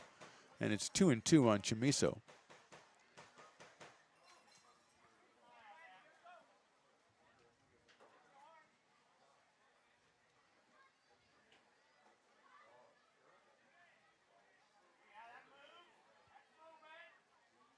Line drive, right field, that's a base hit. Marlboro's coming around third. The ball picked up in right field. They're going to hold him there as the ball comes all the way through on the throw from McGee. With nobody out, Tyler Malone says, let's don't take any chances.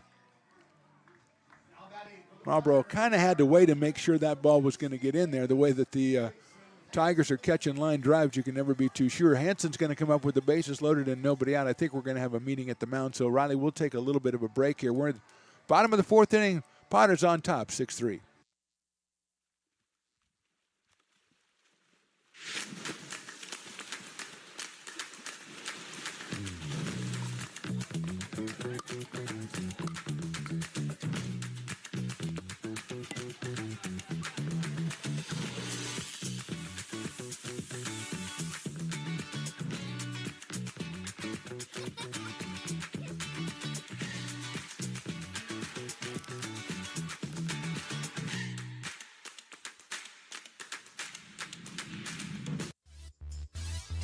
Meeting at the mound is over, and everybody seems to have their assignments well in hand. I think they passed out copies or something, and Leffel, let's see how they play it. It looks like the corners are going to be at, even with the bags, and the infielders, Drake and Malton, the second and short, are going to play double play depth.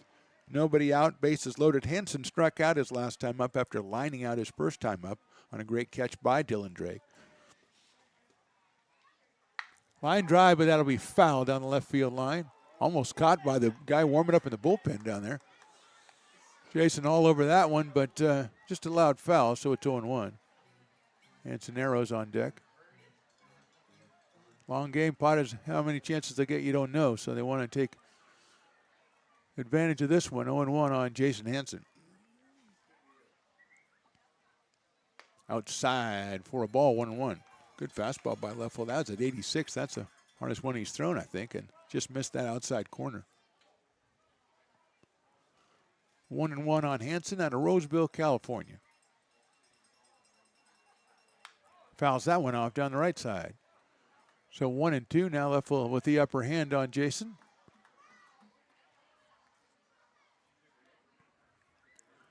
He is 5 for 13 with a home run and 6 runs batted in the tournament.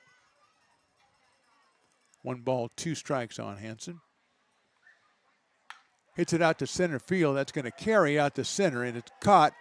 Tags at third. Everybody else will stay. It is a sacrifice fly, and the Potters lead it 7-3. Hanson comes through, hits the ball hard on 2 strikes. Picks up the RBI, his 7th in the tournament. Scoring is Marlboro. Everybody else stays put as Christensen made the catch and got it in quickly. And here's Ansoneros, who has been hit by a pitch and grounded sharply down to first base on a good play by Sean Stafford back in the second inning. He had actually Leffel covering, and Leffel had to get over there quickly because the ball was there, and he met it at first base and got arrows. So a run in, 1 out, still 2 on for the Potters.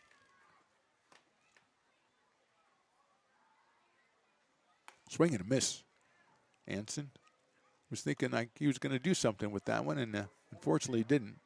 I was looking for it too. Trey Furry to follow. Andrews the runner at second base. Chamiso at first. Arrows takes outside, so it's 1-1 on Anson. Came in 3 for 9. He is 3 for 10. Scored a run back in the first inning after being hit by a pitch. He's the master of getting a full count and then getting hit by the pitch on the 4th ball. Andrews at second, dancing off. Leffel giving him a lot of attention. Here's the pitch. Breaking ball, beautiful pitch in there for a strike. Took a late break and got in there right over the heart of the plate. So it is 1-2 on Ansoneros.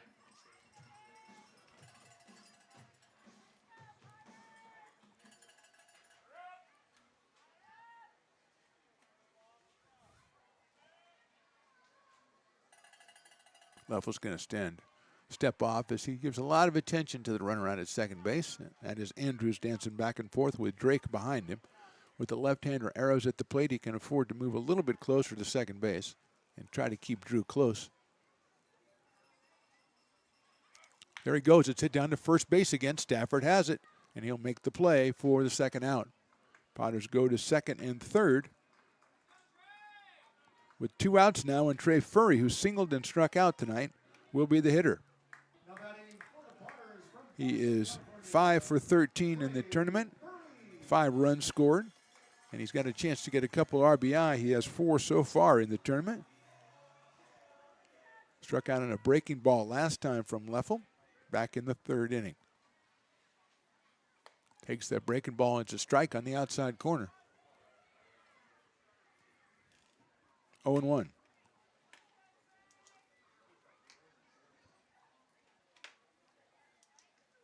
Swings and misses at that one. And he's in the hole 0-2 on 2 off-speed pitches from Leffel.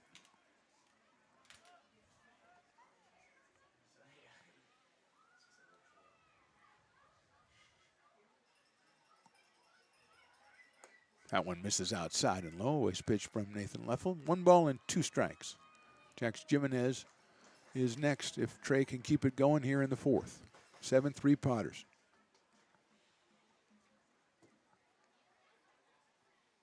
He fouls that one off down the right field line. Another breaking ball that he stayed with long enough to spoil it.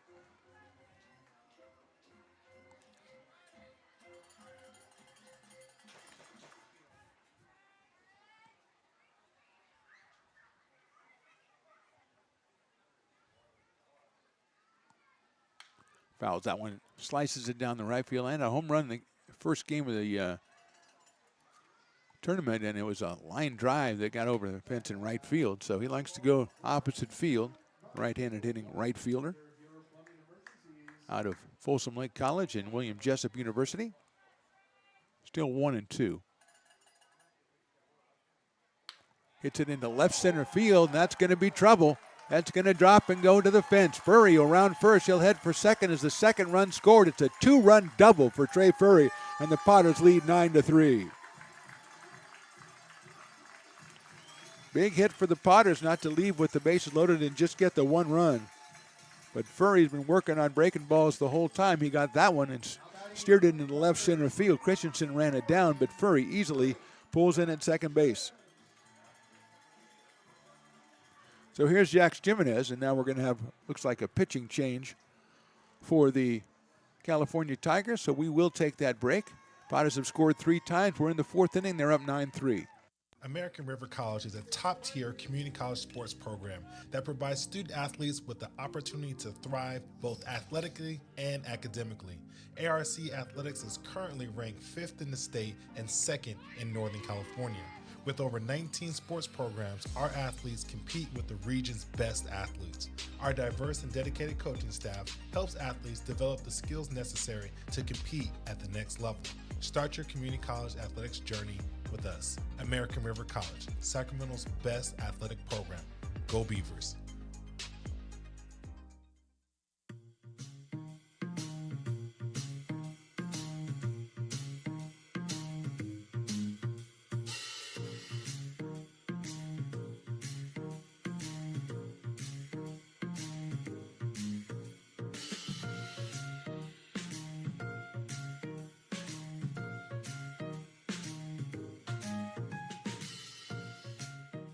When it comes to your home's maintenance and repairs, Jeffers Resource Group has you covered.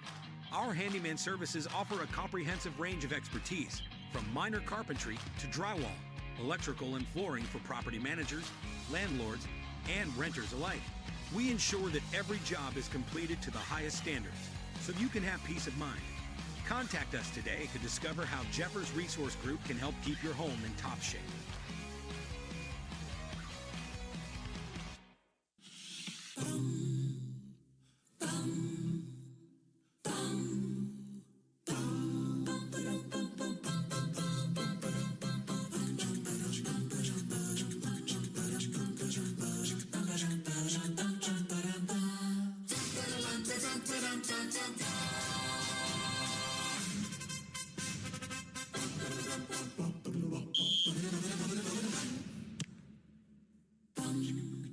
Hey, Potters fans, want to keep restoring and renovating historic McBean Stadium? Now you can become a member of Friends of McBean. Annual membership start at $50. Get a 4th of July Potters t-shirt and 4 Potters tickets. Become a member now at friendsofmcbean.org.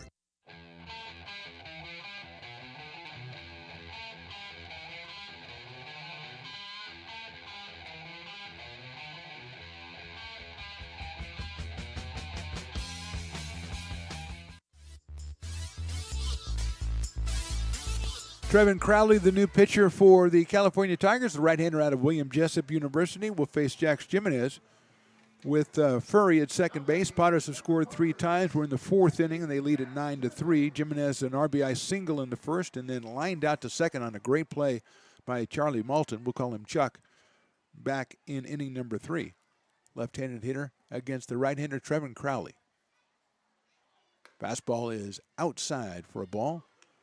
91 from Crowley.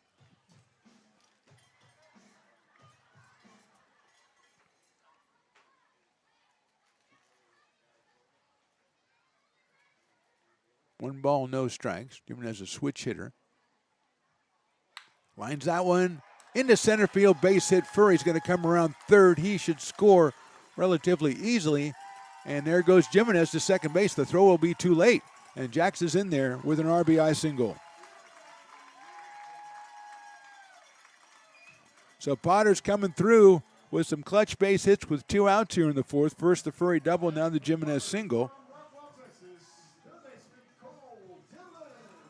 And here's Cole Dillon, who's walked, and then he walked. So he has mathematically walked twice. No official at bats for Mr. Dillon in this one. That's Jax Jimenez's 7th run bat in the tournament.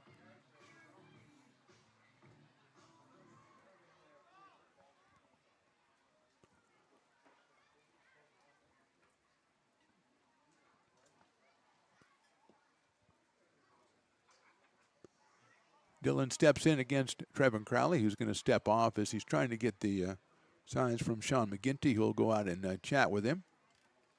Potters was 6 in the first and now 4 here in the fourth.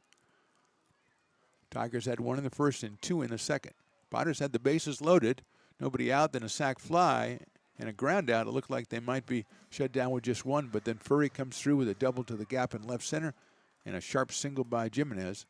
And the Potters put 3 more up on the board to total 4 in all here in the fourth inning. Jack's at second base. He goes, fouled off by Dillon. Jimenez is probably would have kept on going around third had the ball not been put in play by Dillon, as he had a great jump right there, but he will go back to second. It's 0-1 on Cole out of Rockwall, Texas.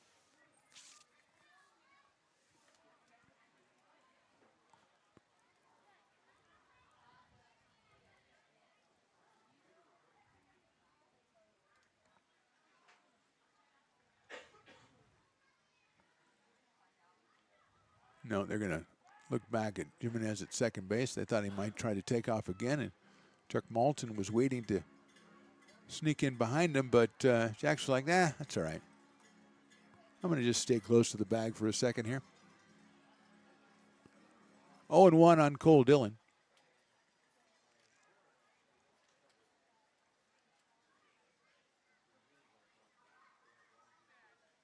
Look out, and got him on the helmet, I think. And Dillon will throw his bat away, pick his helmet up, and go down to first base. Still hasn't had an official at bat. He looks none the worse for wear, so I think it just got him on the helmet, so he should be okay. He'll go down to first base. First and second now with 2 outs, and the ninth bat of the inning is Connor Barth. We're just going to take an extra half second to make sure Cole is okay as he makes his way at a speed that's reminiscent of me walking in the morning down to first base.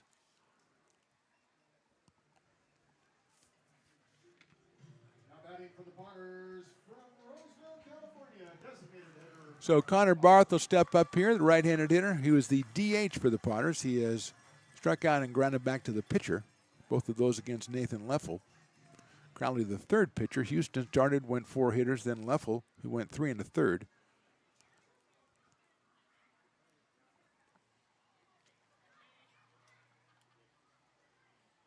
Fastball is outside for a ball.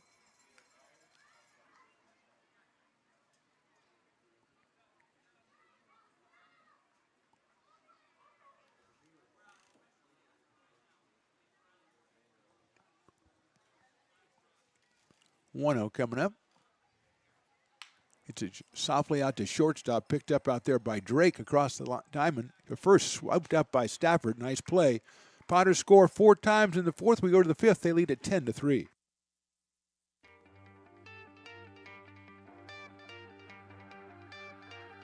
Gooseport Public House.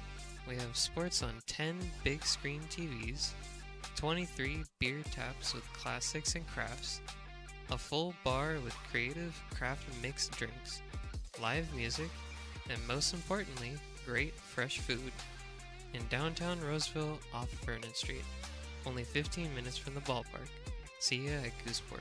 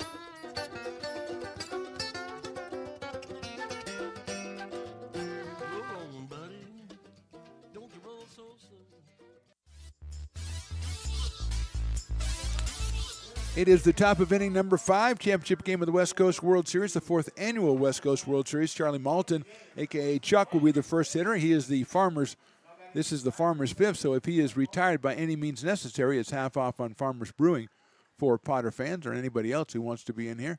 And that is a ball, I believe, 1-0.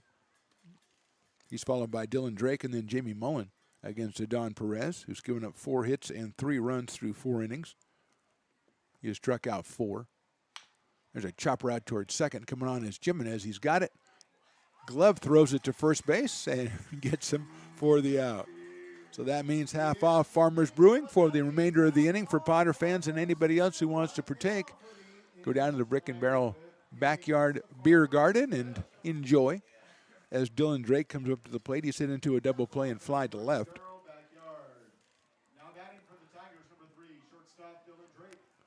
Dylan comes to us out of Sac City College. Takes a high fastball, 1-0.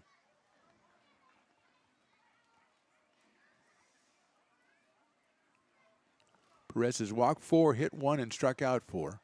That one's hit high in the air to center field. Andrews going back, still going back.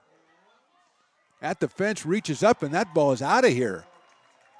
Dylan Drake has hit it over the fence and almost dead center field, and it's now a 10-4 ball game.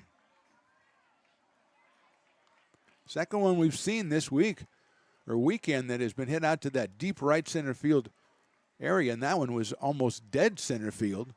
And Drake has the home run to make it 10-4, and here's Jamie Mullen. Got it up in the air, and it just kept on going. 5th hit given up by Perez. And here comes Jamie Mullen, who has struck out and walked.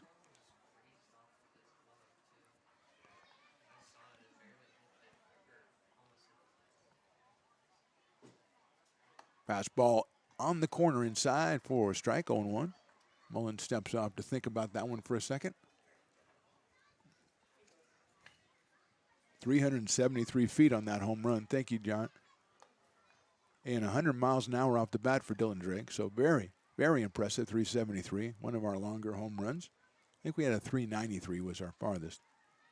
Fastball inside. Although if we had a number on Chamiso's earlier in the game, that might have been way up there too. I said that for Riley, his biggest fan.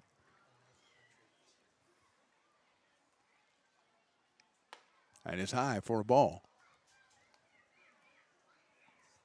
3-1 now on Mullen.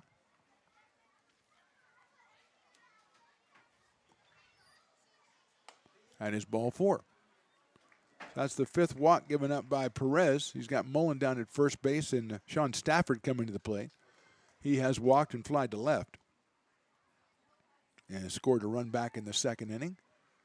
10-4 Potters. We're still just the top of the 5th, though. We'll play the full 9 in this championship game. Eros goes out to talk to Adon Perez, and now the umpire says, you know, I just realized it's a 9-inning game, so why don't we just speed this up just a little bit if we can? No hard feelings, fellas?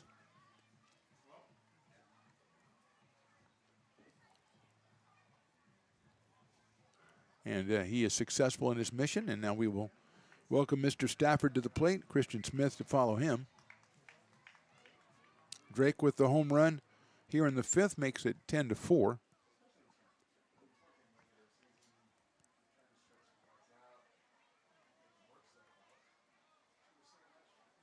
That's fouled out of play, the fastball from Perez.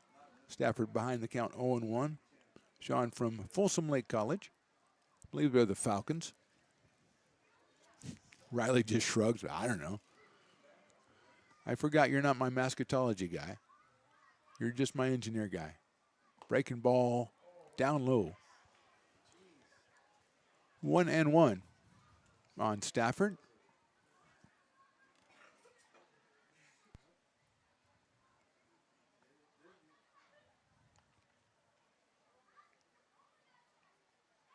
That one is in there for a strike. Another breaking ball, 1-2.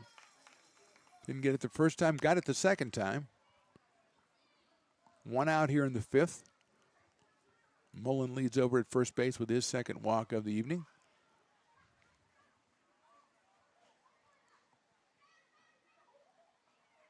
That's in the dirt. 2-2. Dylan, Chamiso, Jimenez, and Hanson in the infield for the Potters. It's Malbrough, Andrews, and Furry in the outfield. Henson arrows behind the plate. Adon Perez on the hill. 2-2 coming up to Stafford. Popped up left side. Malbrough's going to have to hurry. He's got a lot of room to cover. He gets there easily and makes the catch. So 2 outs here in the 5th, and Christian Smith will be the hitter. He has walked and scored. That was back in the 2nd and struck out in the 3rd.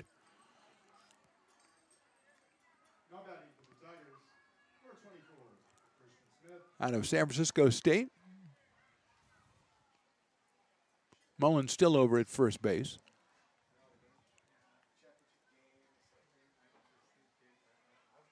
Fastball in there for a strike, 0-1. That one 90 from Adon Perez.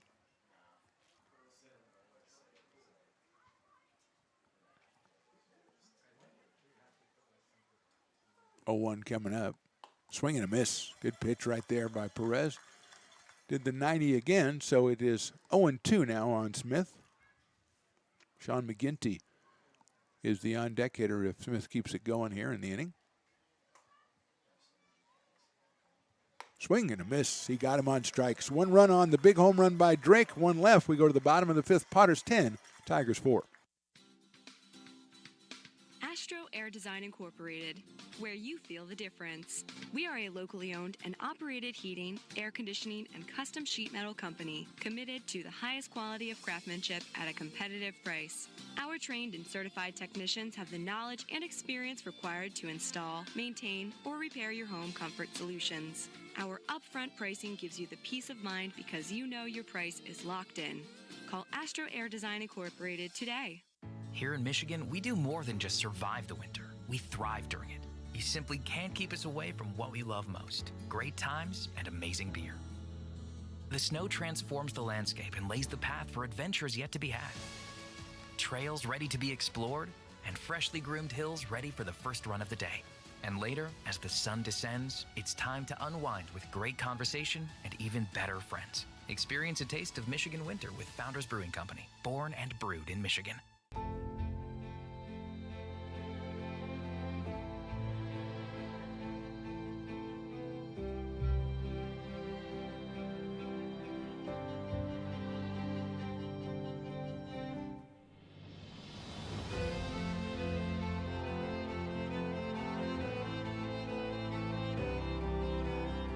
Situated on the corner of Lincoln Boulevard and 5th Street, this iconic building has been the home to several hotels over the decades, the most famous and longest running of which was the Lincoln Inn.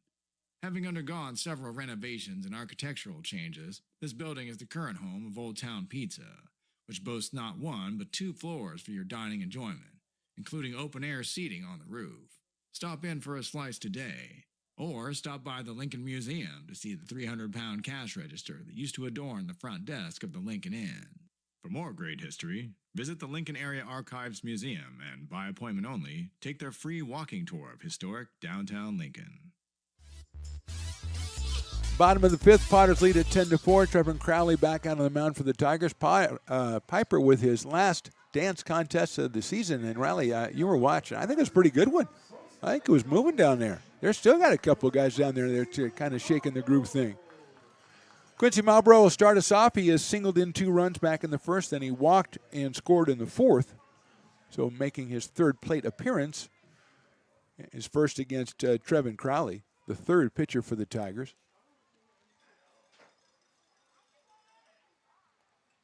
Swings and misses at the fastball. 91 from Crowley. And Malbrough is 0-1. Drew Andrews to follow, then Zach Chamiso.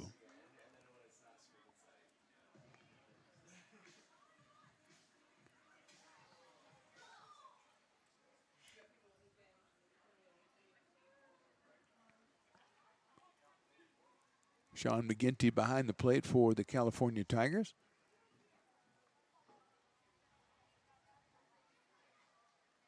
Swing and a miss again on a good fastball by Crowley. Once again, 91, and Malbrough is going to think about life for a second as he walks out of the batter's box.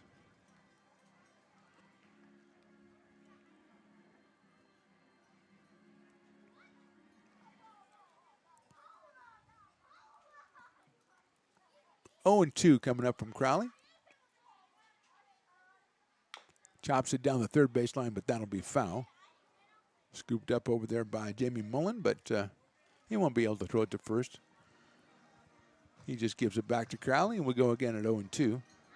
Piper now greeting members of the dance contest, signing autographs on some guy's arm. Oh, Piper, come on. Your rock star face has gotten a little bit too much.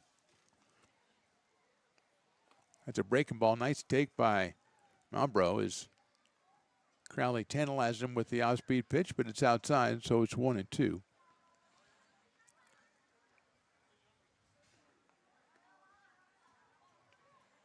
Piper signing a bunch of left arms for some reason now. One kid saw it and said, hey, that looks like it's cool. Let's have Piper sign my left arm. Breaking ball misses out. No, call strike 3. That was, you want to put the arm up there, so I know what's going on. Malbrough's out on strikes for the first out here in the 5th, and Drew Andrews will be the hitter. He has walked, flied to left, and singled. Scored 2 runs in this one. He is 3 for 9 in the tournament. 2 RBIs and a couple of runs scored for Drew Andrews. And some good center field played. Breaking ball is inside and low. 1-0. Crowley from William Jessup. Drew Andrews from William Jessup. So probably know each other. I'm just extrapolating here.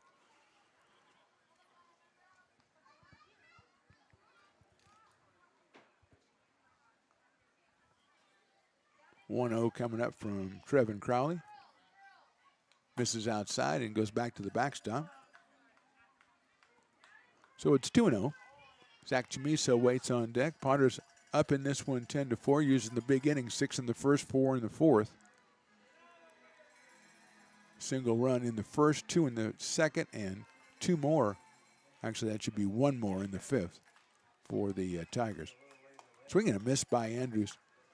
91 again from Crowley, and he got it by Drew, so it's 2-1 on the Potters leadoff hitter.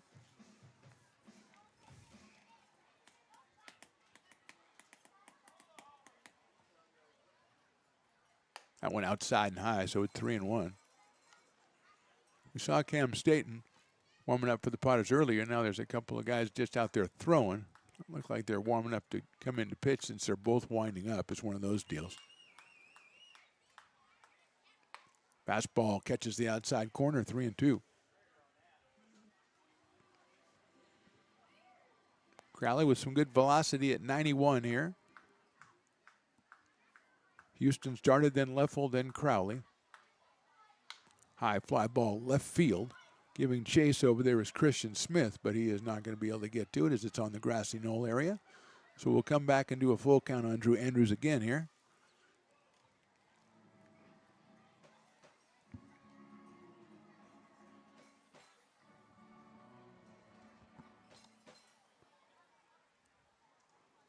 Three and two, 1 out, bottom of the 5th. 4th annual West Coast World Series.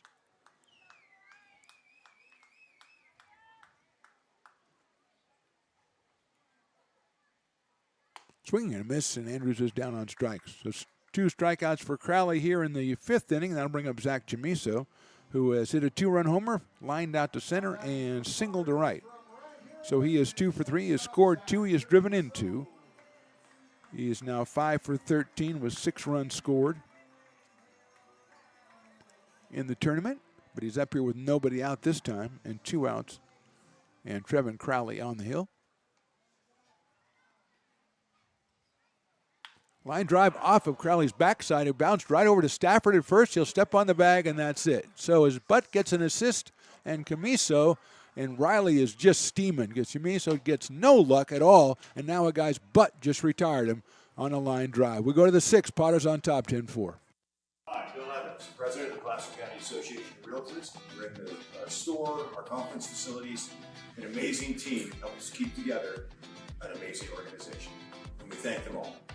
This organization can't do what it does and can't run the way it runs without the help of so many members volunteering their time. The success of the Placer County Association of Realtors is largely dependent on our active volunteer members to help our organization and industry. The work of our committees greatly impacts our ability to champion efforts across the board and giving back to the Placer County community wherever we can. Like all service organizations, I wanted to serve. And getting involved with the affiliate committee was the perfect way to do that. I love being able to serve my community with my business friends and other leaders and give back to those who are in need. The thing I love about the PCAR committees is they all work toward the same goal of bringing the community together to support those in need in our surrounding area. I instantly came to the meeting and had a wonderful time, felt like I was a part of something bigger, and it was just the start of my leadership journey.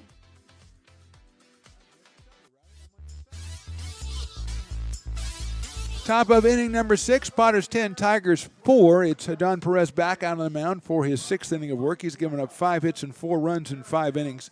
He has walked 5 and hit 1. He has struck out 5. He will face Sean McGinty, then Corey Williams and Chase Christensen. 8-9-1 for the California Tigers, who lost their first game in this tournament and then won 3 straight to get back to this championship game. Potters won their first, lost their second, then won 2 yesterday. They were the 3 seed going into the tournament play, or single elimination play, and the Tigers were the 4th. That's why the Potters are the home team here today, as the umpire says, yeah, we're almost ready to go, but I'm not ready. So let's just take a break, take a deep breath, and McGinty step in. He's grounded to first, and he's been hit by a pitch. Takes outside on a breaking ball. 1-0. Out of Los Medanos College, Sean McGinty is kind of tall for a catcher, really. He's got to be about 6'2 or 6'3. Fouls that one off. 1-1. Piper really needing that Secret Service escort he gets when he goes out in the crowd today, because the fans are all over him, wanting him to sign their left arm for some reason. Probably because of all the buckets of water he's thrown on people today. Perez falls down and lets the ball go. I'm going to call that ball 2. Well, the umpire has not made he hasn't made a call on that one yet, but I'm going to call it ball 2. I'm going to assume it was a legal pitch. Yeah. So it's 2-1. Adon doesn't seem any the worse for wear, though, so didn't get injured, it looks like. High fly ball, left side, going to get out of play. So 2-2. That was probably the shortest ball that I've seen Adon Perez throw all year. He's had a great summer for the Potters. That was one of his shorter pitches. Went about, 35 feet.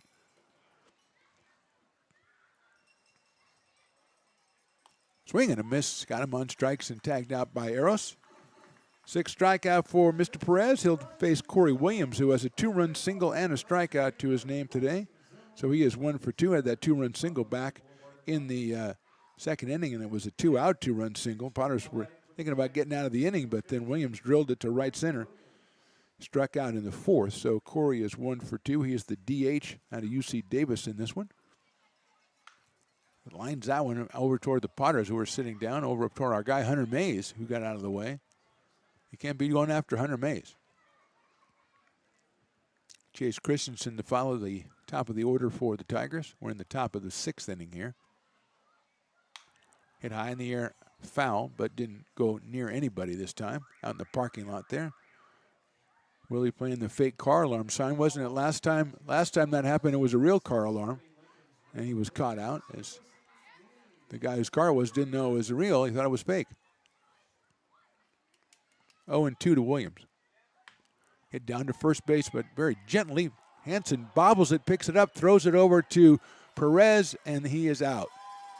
So Hansen kind of muffed that one up a little bit, but luckily Perez came over to cover, and he was there in time to get Williams for the second out.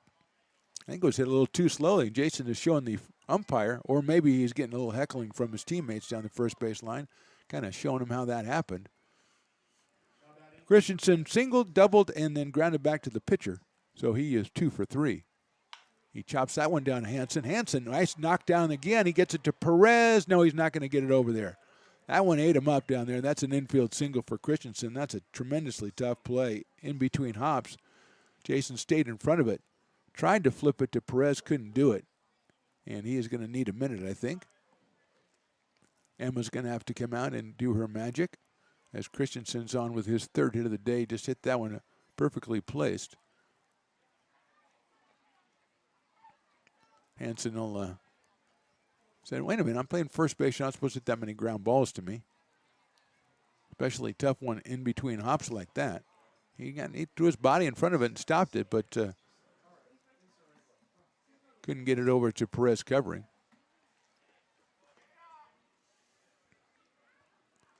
Going to be the sixth hit off Perez, and Hansen gets up and says, no more grounders, please. Left-hand hitting Joe McGee is up there going, you know, I think I know what I want to do. Emma with a few last words. Now, there was a rumor that Emma was dressed up as an umpire and was in the umpires meeting today. Riley, did you hear that rumor? That came from Lauren, I think, and I don't know where they got that. Lauren and John were insisting that Emma was in the umpire meeting, and I'm like, it kind of looked like her. And then that person disappeared, so maybe it was Emma. We'll have to get to the bottom of this after the game, but right now it's Joe McGee with 2 outs and a runner on. Joe has singled, walked, and struck out. Comes to us from St. Mary's College, left-hand hitting right fielder. Christensen is a threat to take off over there at first base. He does not. They throw behind him, and the tag is slapped on, and they got him. Finally got that play as Arrows gets it down to Hansen, who kind of woke up for a second, said, I can handle the thrown ball much better than the hit ball, and slapped the tag on Christensen. We go to the bottom of the 6th. Potters on top by 6. I'm Bill Spear, North Valley president of 5 Star Bank. In a time when business can feel so uncertain, we're here for you every step of the way. I know they have a lot of bells and whistles within their bank, but just the relationship piece here locally on the business side is huge for us. 5 Star treats us like we're number one. They're right there with suggestions, with help. So I have to bank with people that have our mission in mind. We're 5 Star Bank. How can we help you?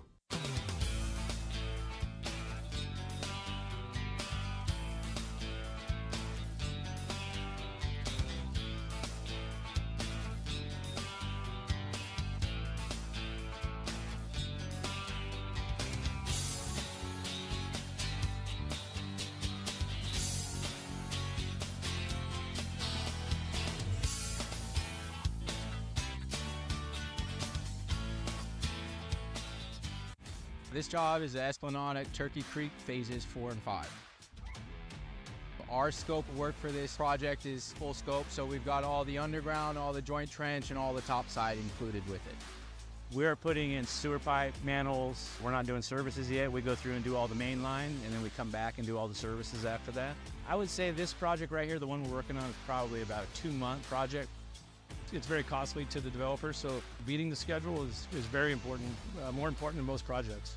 It's got a lot of groundwater, so we've got an extensive groundwater pump system in place. It's just cool to be a part of the built environment and know that for the next 100 years that people are going to use and enjoy what we've created here today.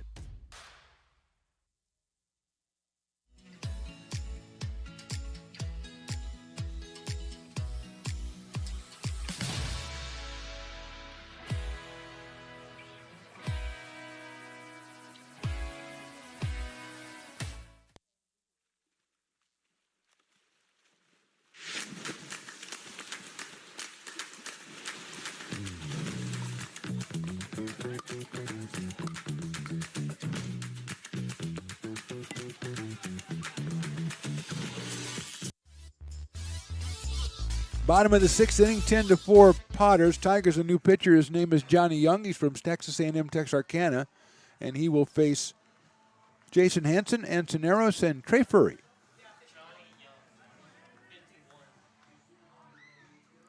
Hansen has lined out to short in a great play by Dylan Drake. He has struck out, and he has hit a sacrifice fly, so he is 0 for 2 with an RBI. It's his 7th of the tournament, and he's up here against Johnny Young, whose first pitch is called a strike. 0-1. Hansen out of Roseville, California. That's inside at a big 3-run home run in the game last night.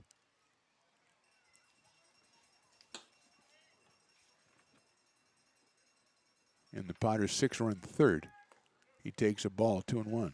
So the Potters with 6 runs in the third last night, 6 runs in the first tonight.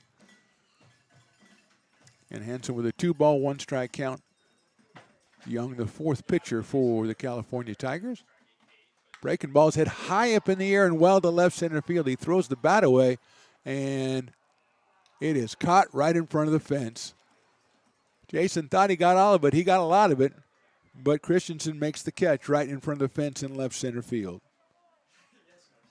1 out, and Ansoneros will be our hitter. Switching in catcher's been hit by a pitch, grounded to first and grounded to first. So he is 0 for 2, has a run scored. 3 for 11 in the tournament. Hanson almost his second home run in the tournament there.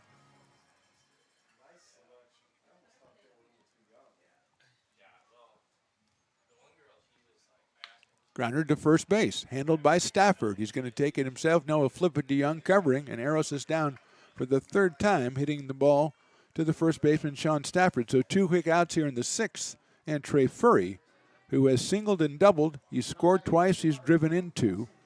He is 2 for 3, struck out in the 3rd, but singled in the 1st and scored, and then a 2-run double, a big 2-run double with 2 outs in the 4th. Lines it on 1 hop to second base, picked up by Malton. Another good play by the infield for the Tigers. 1, 2, 3 for the Potters in the 6th. We go to the 7th. They're on top, 10-4.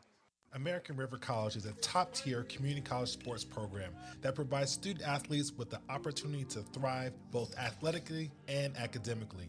ARC Athletics is currently ranked 5th in the state and 2nd in Northern California. With over 19 sports programs, our athletes compete with the region's best athletes. Our diverse and dedicated coaching staff helps athletes develop the skills necessary to compete at the next level. Start your community college athletics journey with us. American River College, Sacramento's best athletic program. Go Beavers.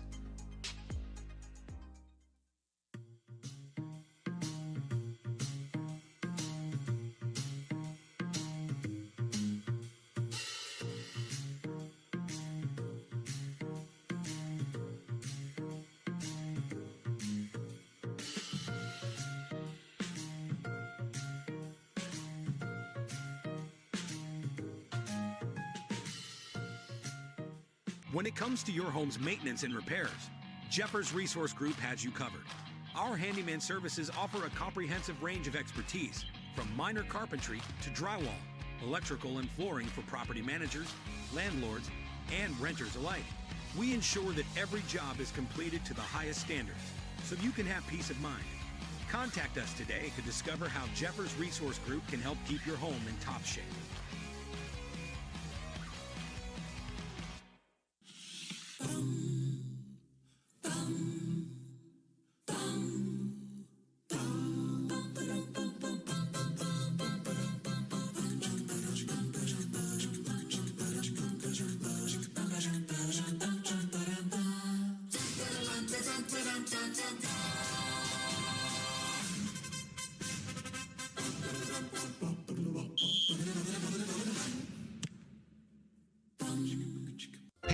Fans want to keep restoring and renovating historic McBean Stadium? Now you can become a member of Friends of McBean. Annual membership start at $50. Get a 4th of July Potters t-shirt and 4 Potters tickets. Become a member now at friendsofmcbean.org.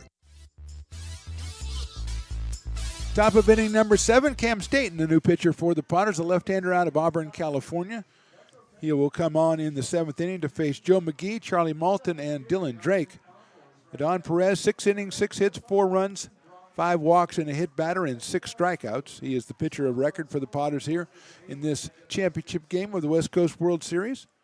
McGee was at the plate when Christensen was picked off at first base, so he will be the first hitter. He has singled, walked, and struck out.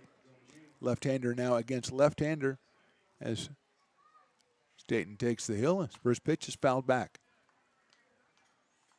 0-1. McGee from St. Mary's College. Singled back in the first, walked in the second, and then struck out in the 4th.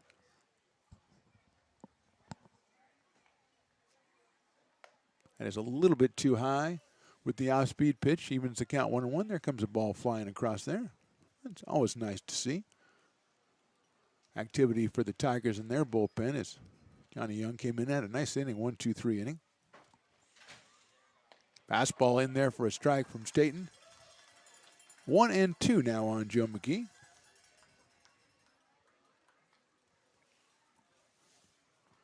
Potters used the big inning in the first and the fourth, and they lead this one 10-4, 6 in the first and 4 in the fourth. Line drive, base hit center field. Followed that breaking ball all the way down, went down and got it and spanked it into center field. Seventh hit for the Tigers. It'll bring up Charlie Malton, who's a sacrifice fly, and he's flied to center and he's grounded to second. Now batting for the Tigers, number 9, second baseman, Charlie Malton. Charlie out of Diablo Valley College has the RBI from the sac fly in the first inning.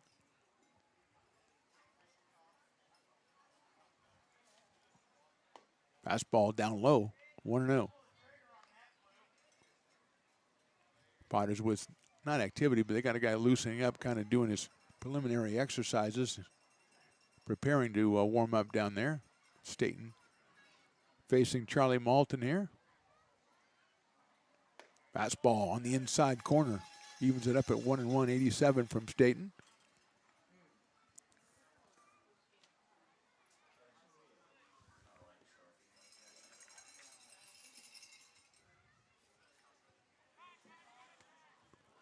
Time is called as the ball flies out of the bullpen. And, of course, Hunter has to come and get it because he does everything. It's a BB on his back. I call it 88.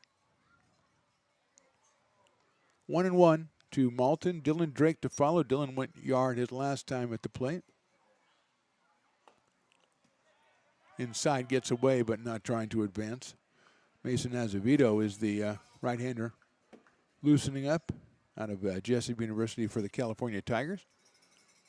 Right now they're thinking offense, though. 2-1 on Malton with McGee over at first base. Nobody out here top of the seventh. Potters on top 10-4.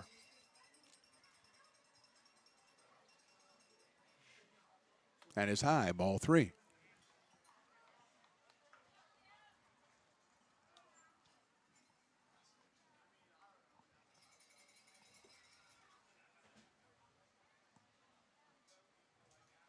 Three balls, one strike. McGee, good lead at first base.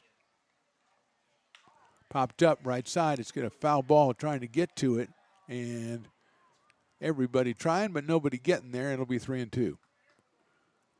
Jimenez from second. Hansen from first. Furry from right. Nobody really close to. Was perfectly placed. Foul ball. And it's now full count on Malton.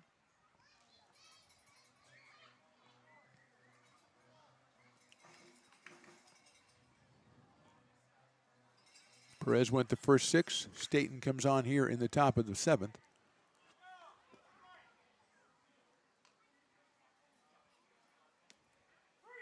Fouls it back to the screen on a fastball in the inside corner at 87. So it's still 3 balls, 2 strikes.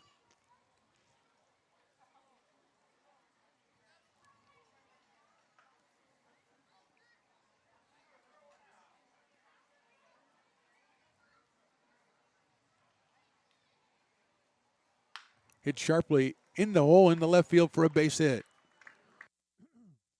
So first and second after 2 consecutive hits here. And here's Dylan Drake, who hit the home run last time to center field. Before that, he hit into a double play and flied to left. But the Tigers down 6. 7th inning. Remember, it's 9 innings for this one, a full 9 innings. So Drake steps in here against Staten.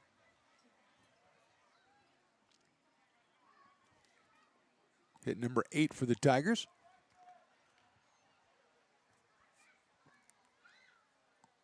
Swings and misses at that one. He took a pretty good cut. He hit at 373 last time. He was going to hit it a little bit further on that one, but it's 0-1. Dylan into a double play back in the first, fly to left in the third, and then hit the home run in the 5th.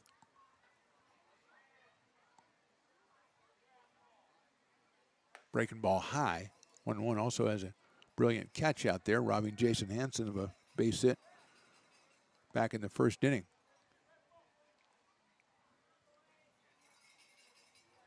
Potters straight away and deep for Drake, especially in center and right. Watches that one go outside, 2-1.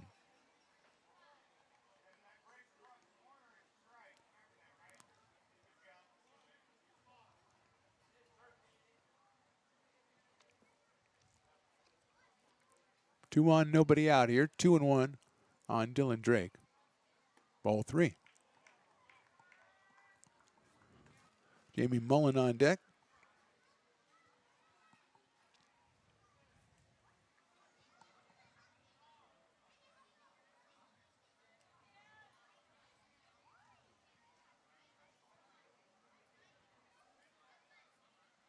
Ball 4. Bases loaded, nobody out here for the Tigers. And Jamie Mullen will come to the plate. He has struck out and walked twice. That's the 6th walk issued by the Potters pitchers. They've also hit a batter today.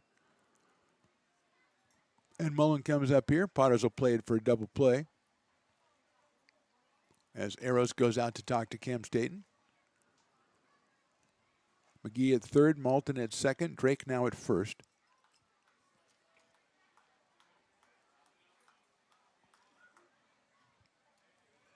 And the right-handed Mullen comes to the plate. Jamie from Folsom Lake College. And he's followed by Sean Stafford for the Tigers.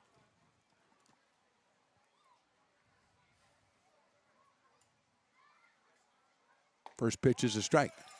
0-1.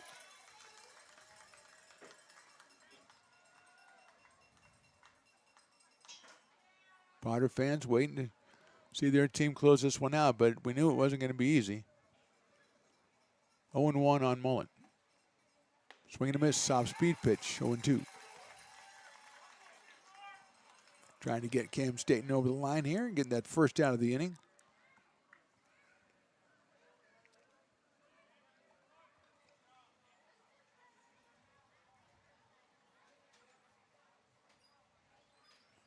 Arrows behind the plate, flashing the signs. 0-2 pitch coming up from Staten. Check swing didn't go. It's a little bit too low. Good ways pitch, but below the strike zone, 1-2.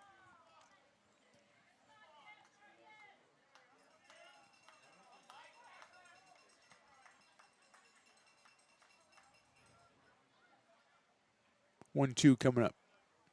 Breaking balls hit, bouncer up the middle, picked up at Chamiso. Flips to Jamez to first, and they didn't get it. It gets away, and a run will score. So 2 runs will score on the play. It looked like Chamiso could have taken the ball himself and stepped on second. And they get a force play, but 2 runs score. And Mullen stays at first base. He'll get credit for an RBI, a fielder's choice. An error on the throw to allow the second runner, Malton, to score. And it's now 10-6, and Sean Stafford, the switch hitter, is going to bat right-handed this time. It looked like Chamiso could have stepped on that bag that time. He flipped it to Jimenez. Fastball for a strike.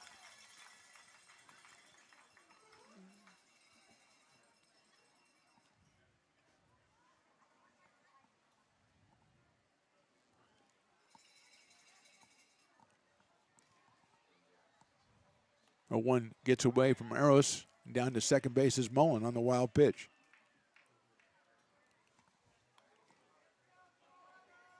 The Potters not doing themselves any favor here in the 7th inning. And they've allowed Mullen to get in scoring position. They still have the 10-6 lead, but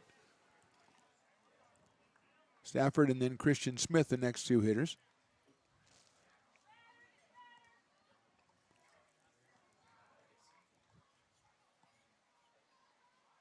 Hit up the middle. Chamiso moves over, picks it up, throws to first on the run. That's a nice play by Zach. He'll get the runner at first. Moving to third, though, is Mullen. 2 outs, and Christian Smith, the batter, he's walked and he struck out twice.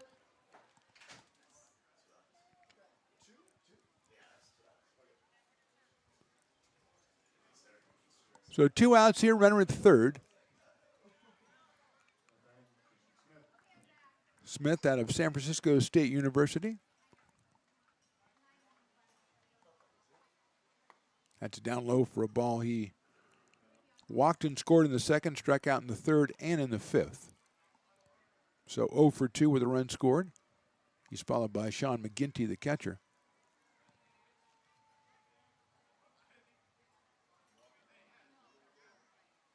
Swings and misses at a good fastball. 1-1, that's 88 from Staten. Probably the highest he's been in the inning. 1 ball, 1 strike.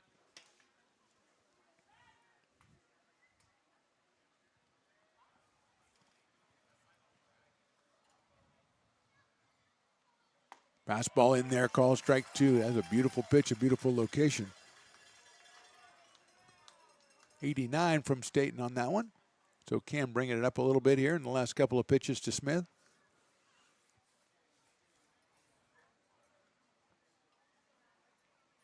One, 2. Swing and a miss. Got the strikeout, 2 runs on 2 hits and an error. They left 1. We go to the bottom of the 7th. Potter fans will stretch. They do lead it 10-6.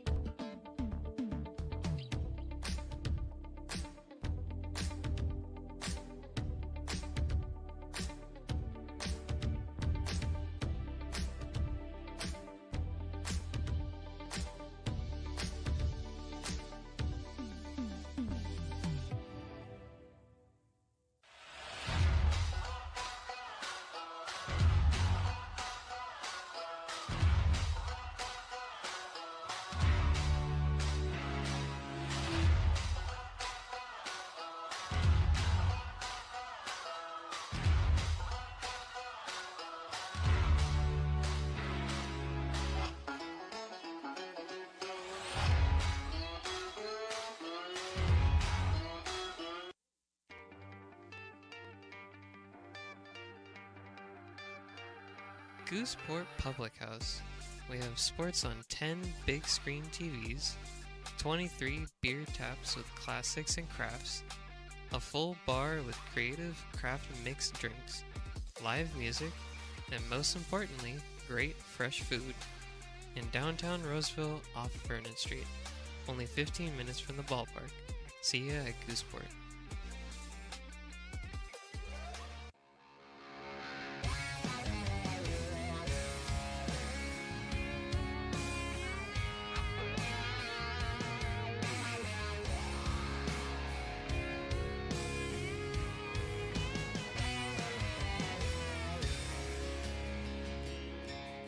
Old man knocked on my front door with my teenage boy and a couple more from up the road. He had them by the collar.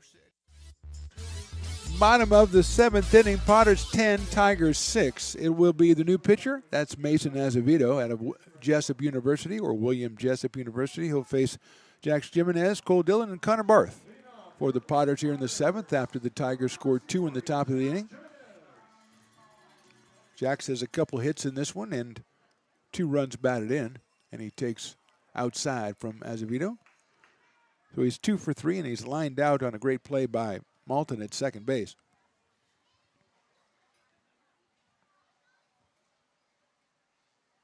Hits it high up in the air to left field. Smith is moving over toward the foul line. He's got room, and he's got the ball for the first out. So Jimenez is retired on a fly ball to left field to Christian Smith, and Cole Dillon, who's been walked twice and hit once, coming up here, trying to get an official at bat here in the championship game. Cole out of Rockwall, Texas, playing down at third base for the Potters.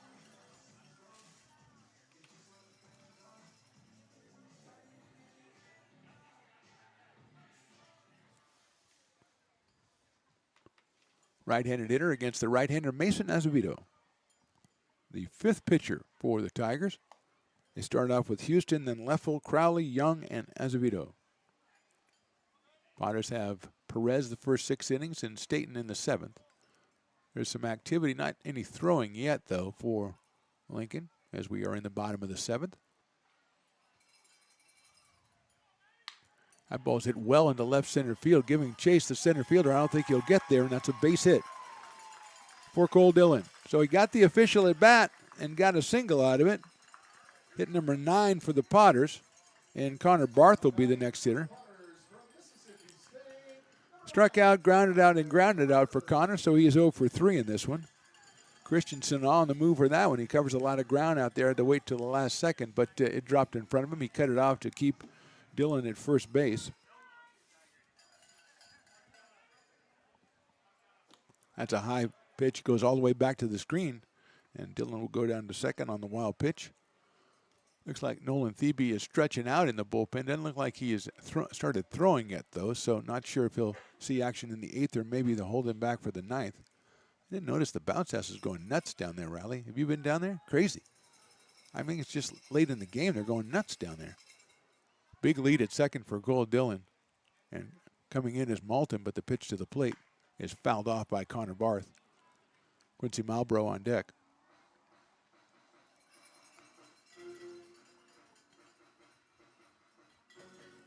Connor 3 for 12 in the series.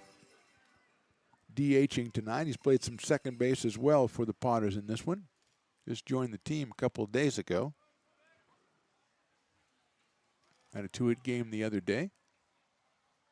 Swings and misses at that one. Azevedo at 80 miles an hour gets ahead in the count. 1 ball and 2 strikes.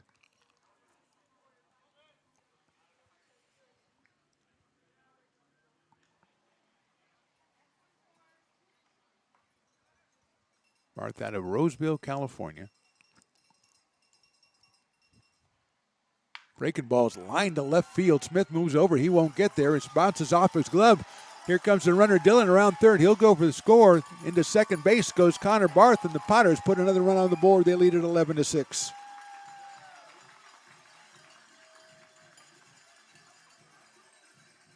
Big hit, big run for the Potters right there as Barth was all over that off-speed pitch. Drilled it to left field off the glove of Smith, and here comes Quincy Malbrough. 2-run single in the first. He walked and scored in the 4th and struck out in the 5th. So Quincy is 1 for 2 with 2 runs batted in. He has 7 of those in the tournament and 3 runs scored. Out of Loomis, California, and Folsom Lake College. He's up here against Azevedo with Barth at second, and pretty good lead for Connor. Malbrough takes high and outside for a ball. 102 miles an hour off the bat of Connor Barth. That's pretty good.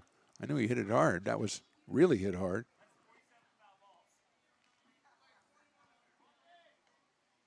I think that's John giving me the information on that one. Good job, John. Breaking ball's too high. Took him a while to get the hang of it over there. You know, he let Carson go down in the field. I don't know if that was a great idea. You know, hey, get the kid a taste down there. I like it. John came up and had to take a desk job. He didn't like doing that. He's an entertainer. But he's getting the hang of it. 2-0 to Quincy. Ball 3, and that'll get away. Going to third is Mr. Connor Barth, where he is with just 1 out here in the 7th. And a 3-0 count on Quincy Malbrough with Drew Andrews to follow.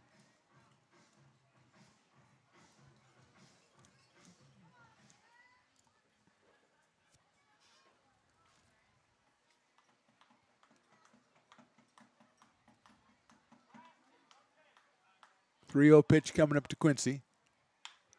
Lobs one down the right field line. If it stays fair, it's trouble. I think it's going to be foul, and it is. Almost perfectly placed by Mr. Malbrough, who knew it was going to be foul because he took the bat with him when he ran down there. Didn't want Hunter to have to do any extra work.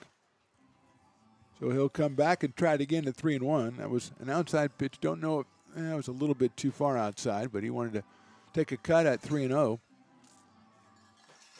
Tigers have some activity. A left-hander, it looks like, up working down there. But it's 3 balls and 1 strike now on Quincy. left fielder for the Potters tonight.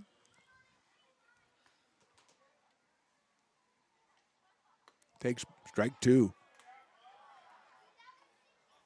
That one floated in there, and I don't think that's what he was expecting. So it's 3-2 now on Marlboro.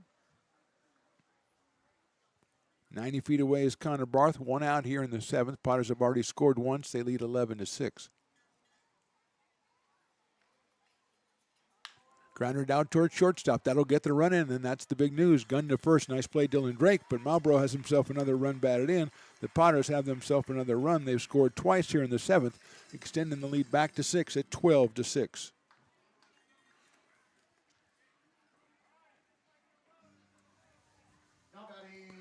So with 2 outs, Drew Andrews will be the hitter. The leadoff man is walked, fly to left, singled, and struck out. Scored twice. He is also from William Jessup. Takes outside for a ball.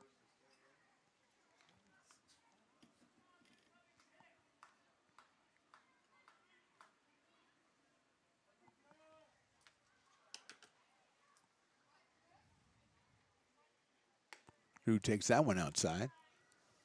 2-0.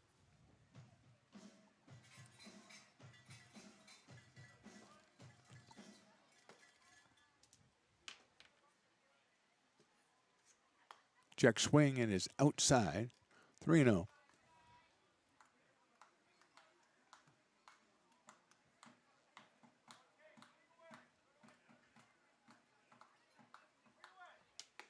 Check swing, strike. 3-1.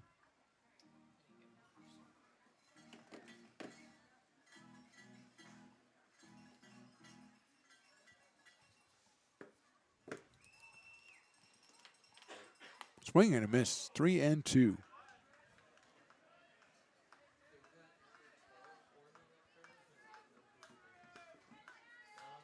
Three balls, 2 strikes on Drew Andrews. 2 outs here in the 7th. Potters have scored twice. Outside, ball 4. So it was a long battle, but Drew will take the base on balls and go down to first base and bring up Zach Chamiso, who has hit a 2-run homer. He's lined to center. He is singled, and then he hit a line drive off the pitcher's butt. It's bounded over to first base, and he was out. And I'm not making that up. It really happened. Meeting at the mound here, and they're going to take the ball, I think, away from Azevedo and bring in another pitcher. We'll have the identity of that pitcher, hopefully, when we come back. Potters lead this one 12-6.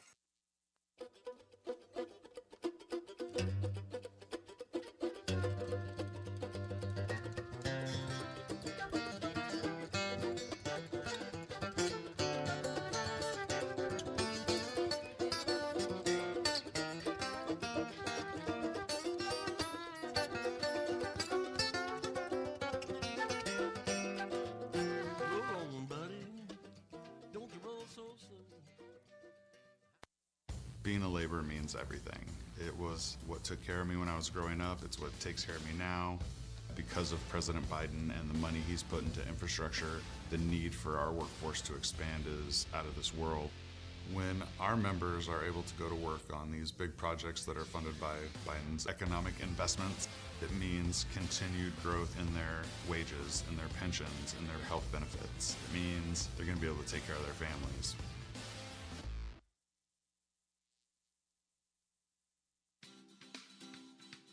Astro Air Design Incorporated, where you feel the difference. We are a locally owned and operated heating, air conditioning, and custom sheet metal company committed to the highest quality of craftsmanship at a competitive price. Our trained and certified technicians have the knowledge and experience required to install, maintain, or repair your home comfort solutions. Our upfront pricing gives you the peace of mind because you know your price is locked in. Call Astro Air Design Incorporated today. Here in Michigan, we do more than just survive the winter. We thrive during it. You simply can't keep us away from what we love most: great times and amazing beer. The snow transforms the landscape and lays the path for adventures yet to be had. Trails ready to be explored, and freshly groomed hills ready for the first run of the day. And later, as the sun descends, it's time to unwind with great conversation and even better friends. Experience a taste of Michigan winter with Founders Brewing Company, born and brewed in Michigan.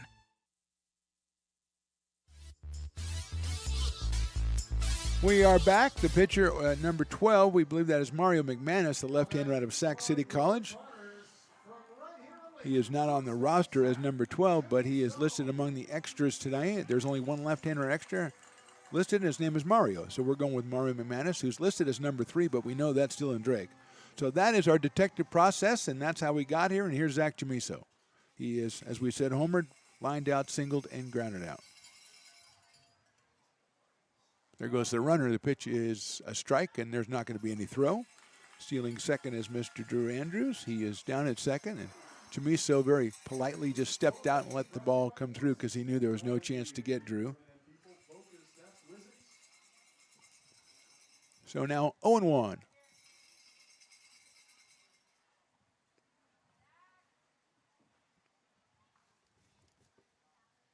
That one is down low for a ball, 1-1. A lot of cowbells just all of a sudden showing. Well, that's for the local kid. For the local Lincoln kid, they bring out the cowbells. Great crowd out here tonight checking out this championship game of the 4th Annual West Coast World Series. Potters lead at 12-6. Line drive up the middle, base hit center field. That'll score Mr. Drew Andrews after that stolen base. And Chamiso has himself another run batted in, his 3rd tonight. And the Potters lead at 13-6. 3 runs on 3 hits in the inning, and that will bring up Jason Henson, who is lined out to shorten a great play by Drake. He has struck out. He's hit a sacrifice fly, and he's hit a deep, deep fly ball to left center field that Christensen caught right in front of the fence. Henson picked up his 7th run batted in of the tournament back in the 4th inning. Watches that fastball from McManus stale outside at 84, 1 ball and no strikes. Potters using the crooked numbers in this one, 6 in the first, 4 in the 4th, and now 3 here in the 7th. Hanson takes down low. Hanson arrows on deck. He would bat right-handed against the left-hander McManus. No activity in the Tigers' pen. We saw Thebe up stretching. Nobody is throwing for the Potters. So we assume Staten will come out for inning number 8. Outside again to Jason, 3-0. I think Tyler Kersey has taken over behind the plate for McGinty, number 44.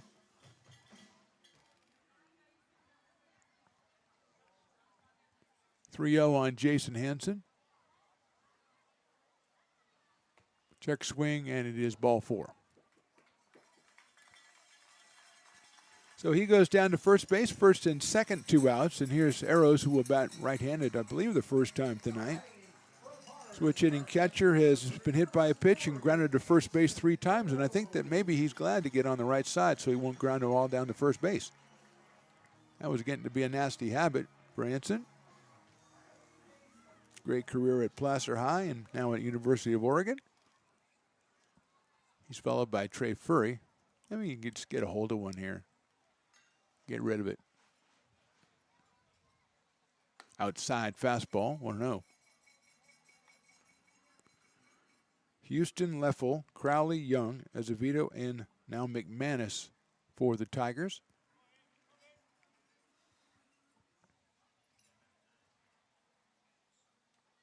Outside again, 2-0. Take a second here to thank everybody who has checked us out during the tournament and during the season on Lincoln Potters Baseball YouTube or Stones Broadcast Network's YouTube. Subscribe to both of those. Stones Broadcasting now will take off and do some American River College athletics. 3-0 on Anson. Soccer coming up, football as well. Volleyball. Do it all for them over there. But we do thank you for checking us out. Good numbers for the tournament and a great season of viewing on YouTube. And it's all about the viewers, of course. Here's the 3-0. He takes a strike. 3-1.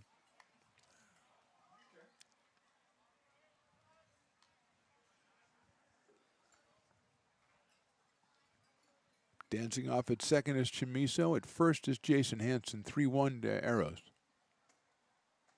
Watches it outside. No, it's called a strike. For some unknown reason, it is called a strike, so it's 3-2.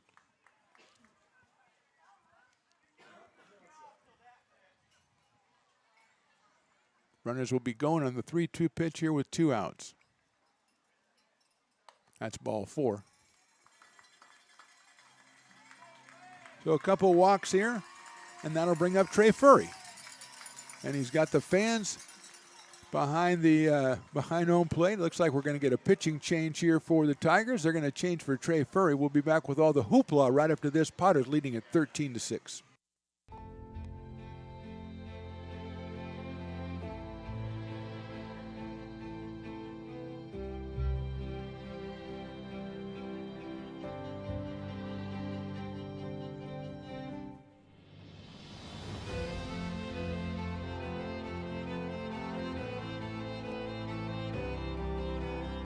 Situated on the corner of Lincoln Boulevard and 5th Street, this iconic building has been the home to several hotels over the decades, the most famous and longest running of which was the Lincoln Inn.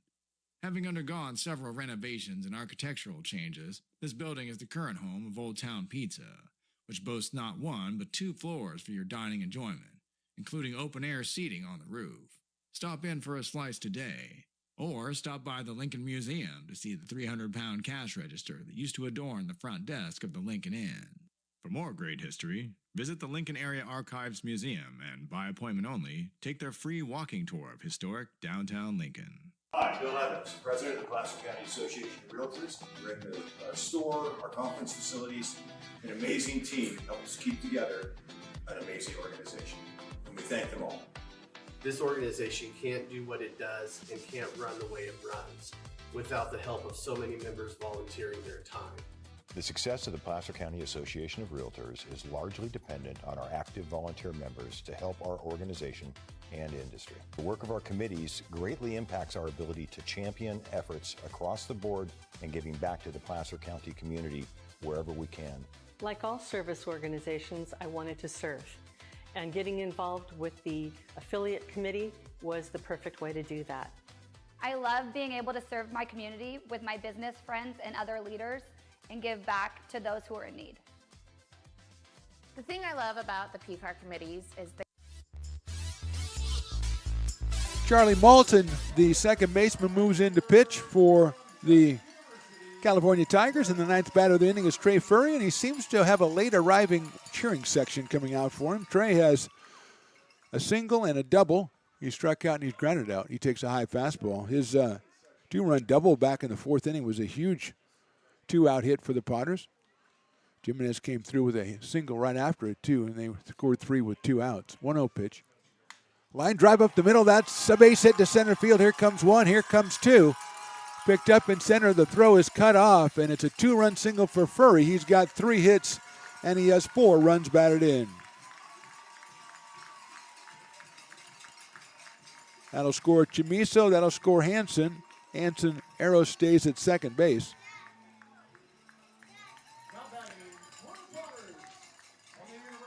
Jax Jimenez will be the hitter.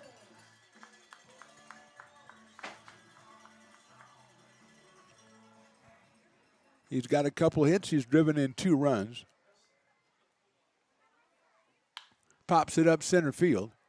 Christensen coming in. Still coming in and makes the catch. So the Potters score 5 more. We go to the top of the 8th. Potters on top, 15-6. I'm Bill Spear, North Valley President of 5 Star Bank. In a time when business can feel so uncertain, we're here for you every step of the way. I know they have a lot of bells and whistles within their bank, but just the relationship piece here locally on the business side is huge for us. 5 Star treats us like we're number 1. They're right there with suggestions, with help. So I have to bank with people that have our mission in mind. We're 5 Star Bank. How can we help you?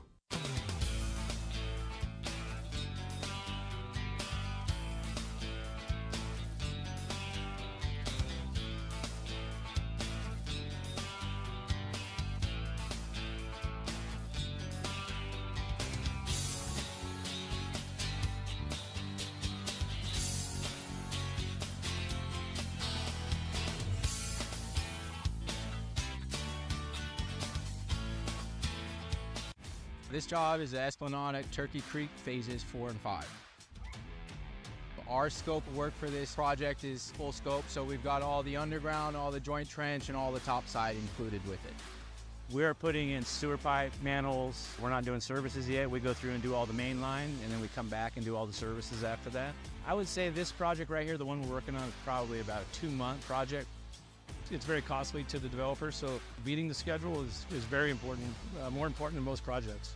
It's got a lot of groundwater, so we've got an extensive groundwater pump system in place. It's just cool to be a part of the built environment and know that for the next 100 years that people are going to use and enjoy what we've created here today. We are in the top of the 8th inning. Potters 15, Tigers 6. It is Tyler Kersey, the first hitter. He came on to catch for McGinty in the bottom of the 7th. McGinty was 0 for 2 while he was in there. Tyler is out of Sierra College. He'll be followed by Corey Williams and then Chase Christensen against Cam Staton. Out here for his 2nd inning of work, and he pitches. His first pitch is a fastball in for a strike. Nolan Thebe probably warming up for the Potters. That's my...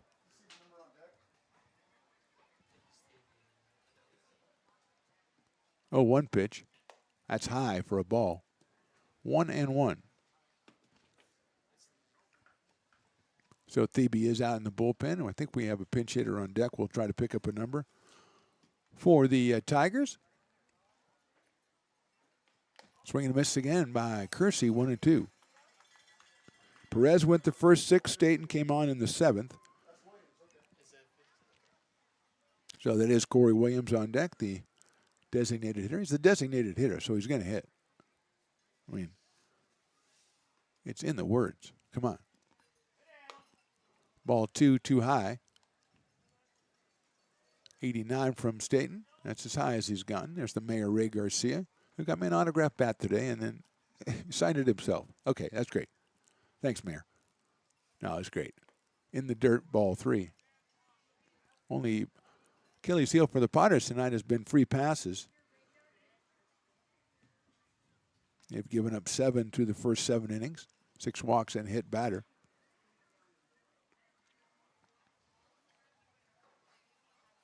Popped up right side. Going back is the second baseman, Jimenez, and he'll make the catch in short right field. Little outfield action there for Jax as he goes over and makes the catch. 1 out, and Corey Williams is your hitter. The designated hitter is a 2-run single back in the 2nd, a strikeout, and a ground out back to the first baseman.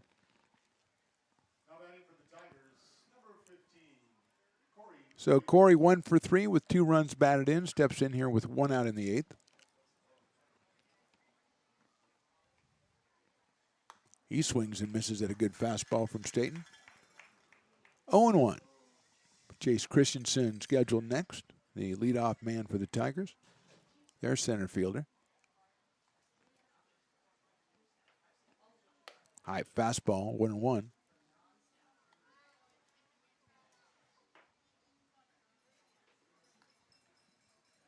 It is Christensen on deck.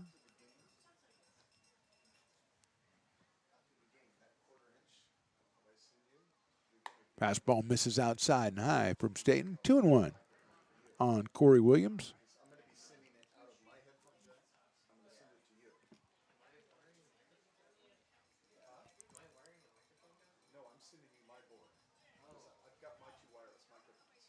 Two-one pitch swung on and missed. A good fastball on the outside corner.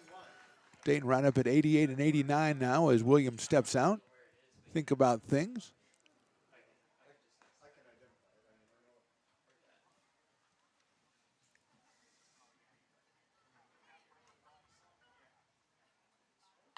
He slices that one foul over the tarp. So it stays at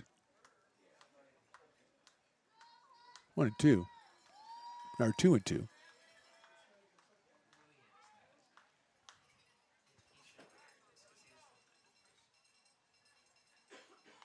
Fouls that one back right to the front row. Young ladies in the front row didn't realize it was coming back quite that fast. And they reacted like there was no net there, but fortunately there is. And it stays at 2-2 on Corey Williams out of UC Davis.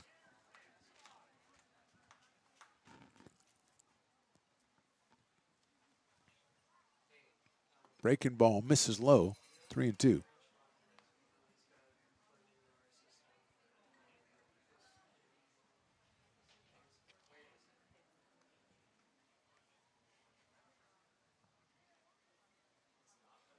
And that is ball 4. So Williams will go down to first. And Chase Christensen will be the hitter. He's got a single and a double. He grounded out to the pitcher. Then he got another single. So he is 3 for 4 tonight out of Consumers River College. Joe McGee on deck for the California Tigers.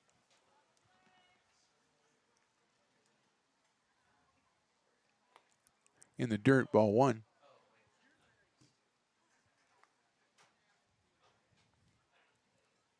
One out, one on here in the 8th.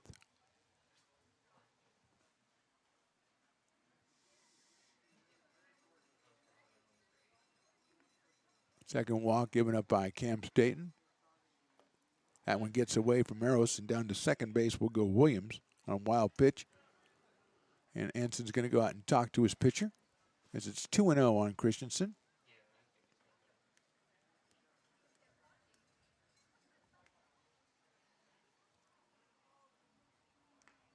Jay's 3 for 4 with a run scored in this one. A 2-ball, no strike count.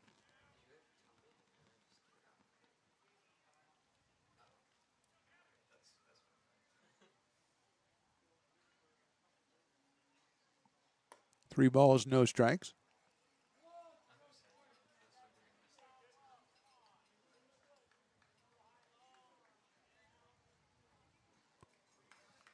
McGee to follow, then Charlie Malton, who is now on the mound for the Tigers.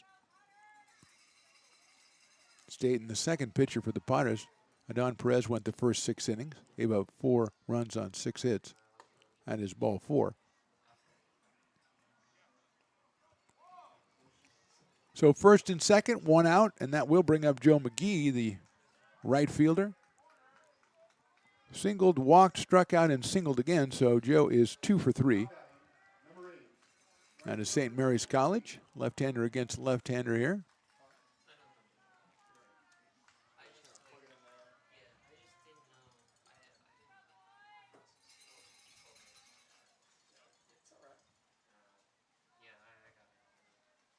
Fastball misses outside, 1-0.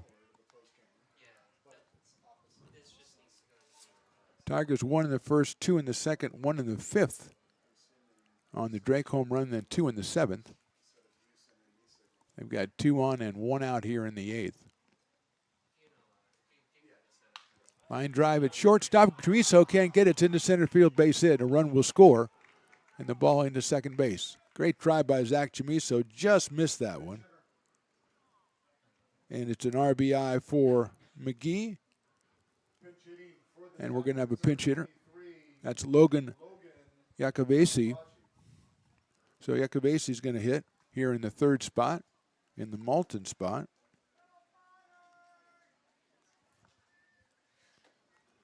Christensen stopped at second there, and McGee over at first.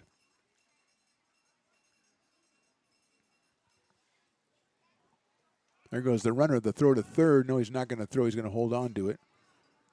And stealing third is Christensen. Staying at first was Joe McGee. And Yakavasi, who is out of Sierra College, steps in here. Dylan Drake on deck. 1 ball, no strikes. Swing and miss, 1-1.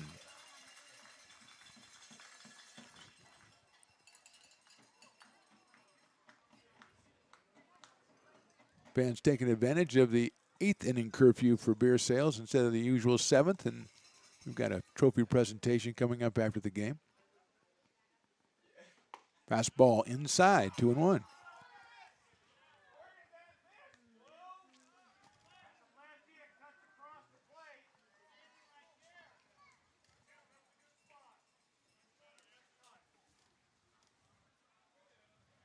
Two and 1 to the pinch hitter, Yakavesi.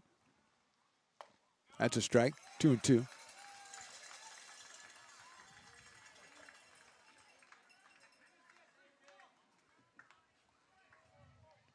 2 balls, 2 strikes, 1 out, 2 on. 1 in so far for the Tigers. It's 15-7 Potters. Chopped it foul down the third base line. Third base coach said, it's a little too tough for me. I'm going to just let that one go. Don't want to mess up my fielding percentage. So it stays at 2-2. Logan Yakoves out of Sierra College, hitting for Malton.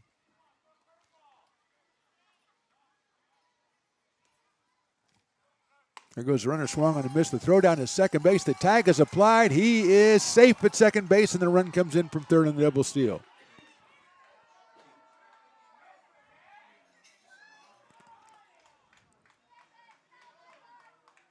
So McGee steals second. Christensen scores second run of the inning.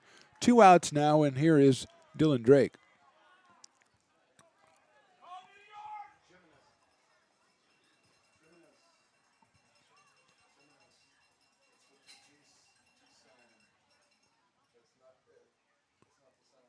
So here is Drake.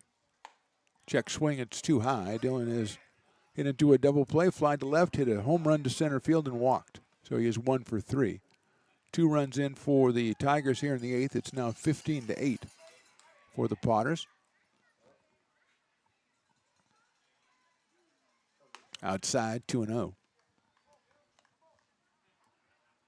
well, let me ask the Phantom and see what he says.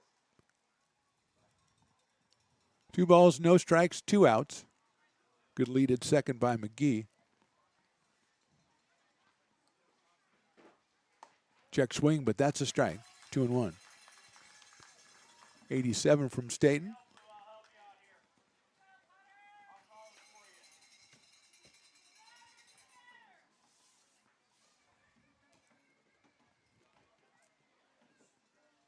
That's too high. The throw back to second. That's going to be a tough play for Chamiso to even pick up. He does. 3 balls and 1 strike. That's what I said too.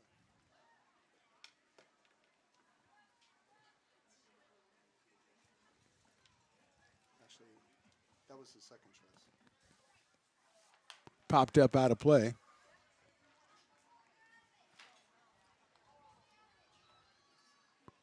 Three balls, 2 strikes on Dylan Drake.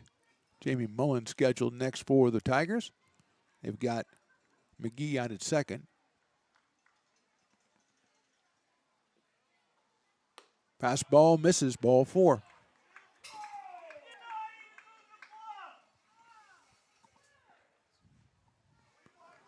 Third walk of the inning. That'll put runners at first and second. Tyler Robertson's going to come out and talk to Cam Staten.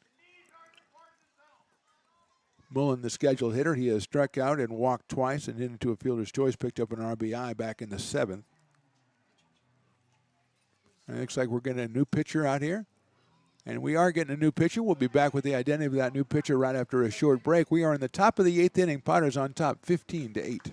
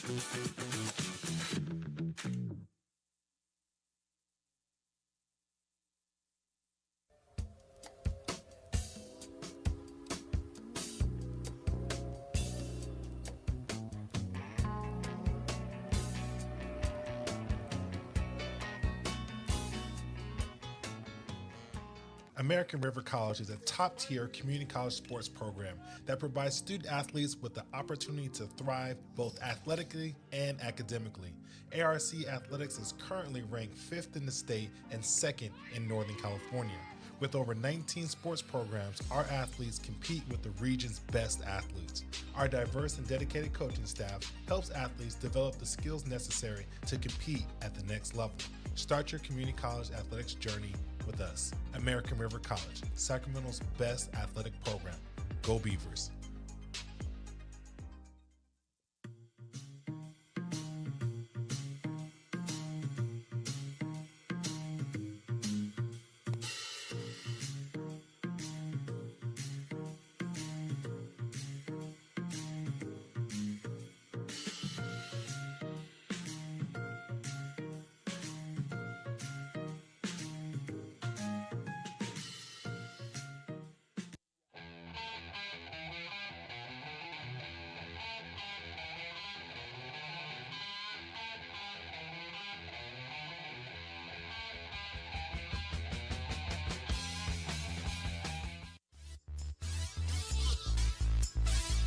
Nolan Thebe, the new pitcher for the Potters. He comes on with a 15-8 lead, but he has runners at first and second. That's McGee at second and Drake at first. Jamie Mullen, the hitter, as we said, 0 for 3 with an RBI. And Thebe out of Wilsonville, Oregon, and William Jessup University has become the Potters' closer this season.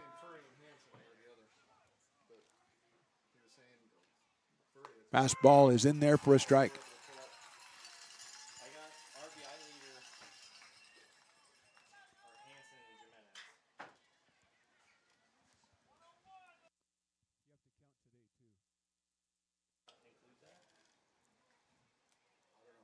Oh, 1 pitch. Inside for a ball, 1-1. 1 ball and 1 strike.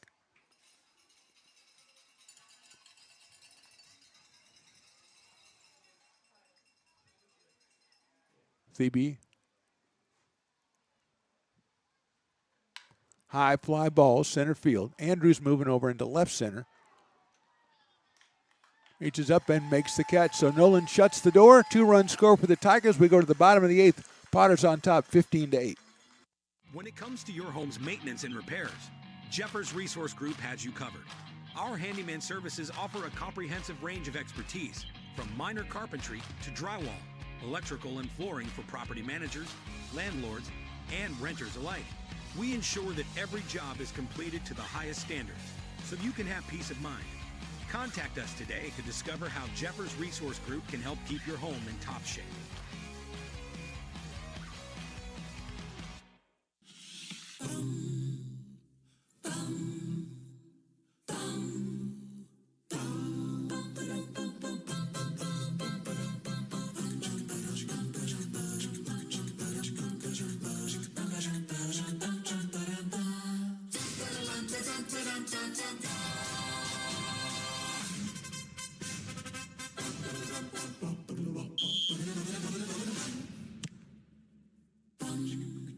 Hey, Potters fans, want to keep restoring and renovating historic McBean Stadium? Now you can become a member of Friends of McBean. Annual membership start at $50. Get a 4th of July Potters t-shirt and 4 Potters tickets. Become a member now at friendsofmcbean.org.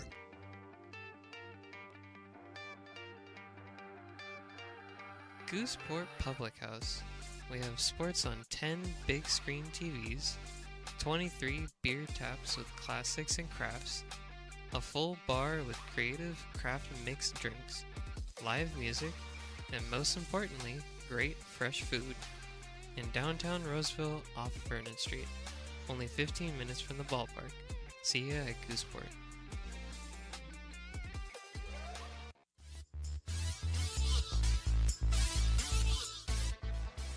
New pitcher for the Tigers here in the bottom of the 8th. We are endeavoring to identify him, because that's kind of like our job, so we really should do that.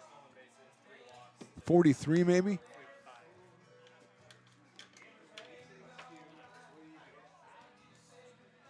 So whoever is the pitcher, it'll be Cole Dillon, the batter, we think.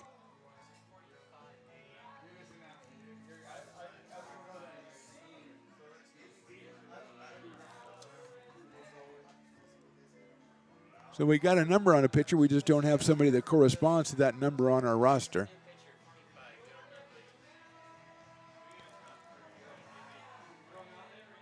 So 15-8, bottom of the 8th inning. And Cole Dillon will come up. He has walked twice, been hit by a pitch, and singled. He has scored 2 runs. He has a home run in this tournament. Looks like he might be batting left-handed, or else is this some kind of psych?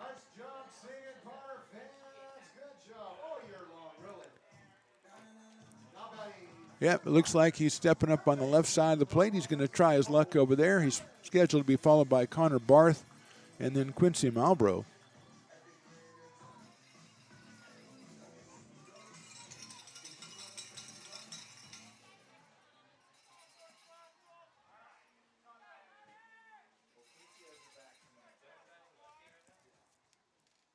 Swings in. I think that was a swing. It is a strike.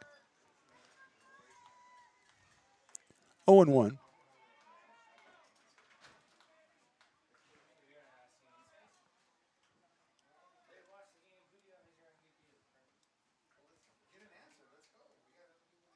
Swings and misses at that one. Got a good cut out that one, did Cole. 0-2.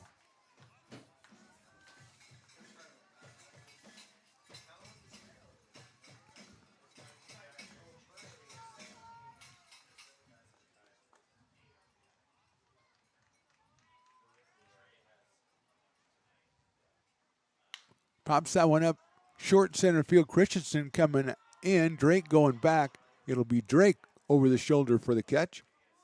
And Dillon is retired for the first out here in the 8th inning. And that'll bring up Connor Barth. Actually, that is, I think it's Micah Marquez who's going to hit for Connor.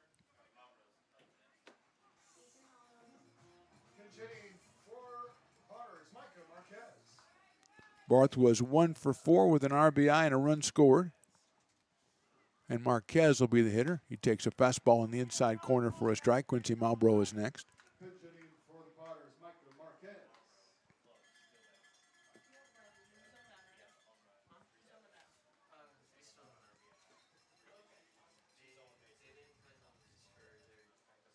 Micah takes outside and evens the count up. 1 ball and 1 strike.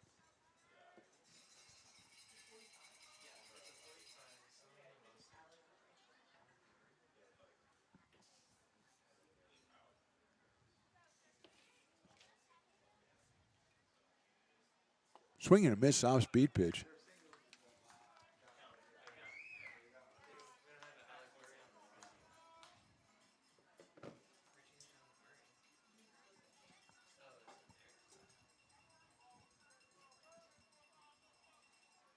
Nice pitch, dropped it in there for a strike. Marquez is out on strikes. That'll bring up Quincy Malbrough. I heard tell about Alex Murray perhaps over here from my intern friends, looking it up. So we're going to give Alex credit for that strikeout and bring up Quincy Malbrough, who's got a 2-run single in the first. He walked and scored in the 4th, struck out in the 5th, and then RBI ground out in the 7th. So he is 1 for 3 with 3 runs driven in and 1 run scored tonight. The right-hander against Murray with Drew Andrews to follow. 2 outs, bottom of the 8th. Swings and misses at the fastball at 89. Quincy likes to step out, think about things, and then step back in. I've noticed that, his style. It's probably what Riley would do if Riley was a hitter. He'd sit down and think about life for a while between pitches. Breaking balls, chopped down the third base line. That is a fair ball. Nice play at third base, and he's out by a half step at first. Mullen with a good job throwing him out at first base. So 1, 2, 3 for the Potters in the 8th. Let's go to the 9th. Potters on top, 15-8.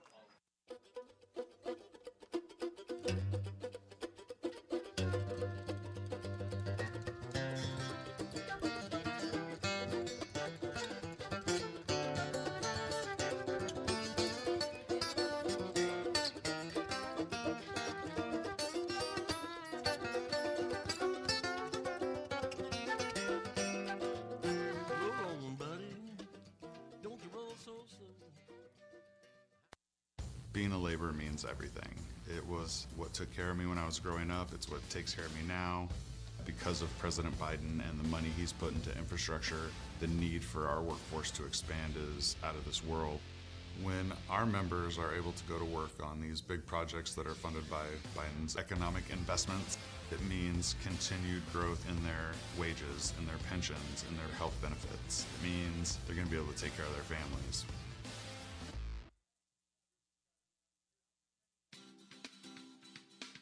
Astro Air Design Incorporated, where you feel the difference. We are a locally owned and operated heating, air conditioning, and custom sheet metal company committed to the highest quality of craftsmanship at a competitive price. Our trained and certified technicians have the knowledge and experience required to install, maintain, or repair your home comfort solutions. Our upfront pricing gives you the peace of mind because you know your price is locked in.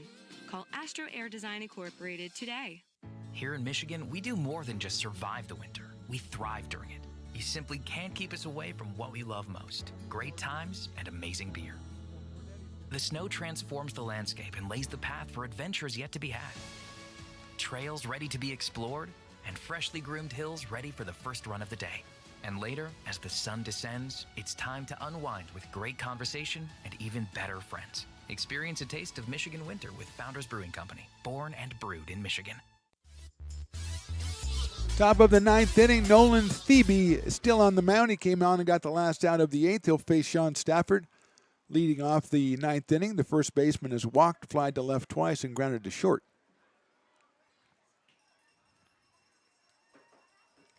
Thebe trying to close it out and give the Potters their second West Coast World Series championship. His fastball is outside for a ball. 1-0 at 88 for Nolan. It's like Ben Pernetti is on deck to bat for Christian Smith. And then Kersey will be the third hitter. Fastball is down low. 2-0.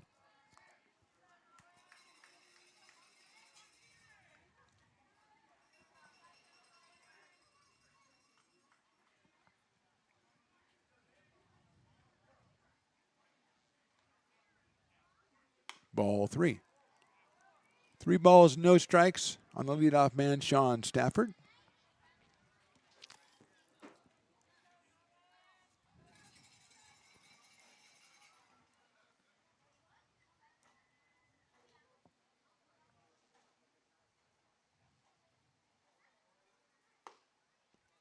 And a 4-pitch walk to start off the ninth inning.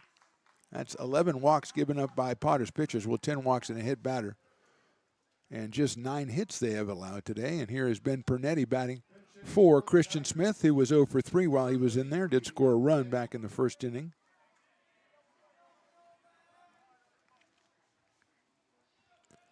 Pernetti out of Folsom Lake College, left-handed hitter, pitcher, outfielder.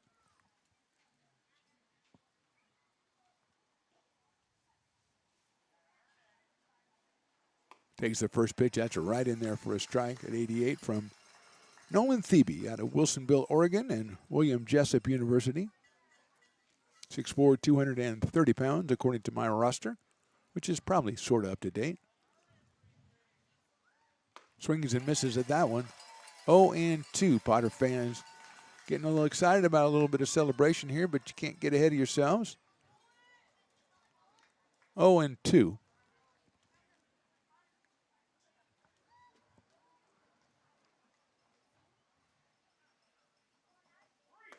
That is strike 3.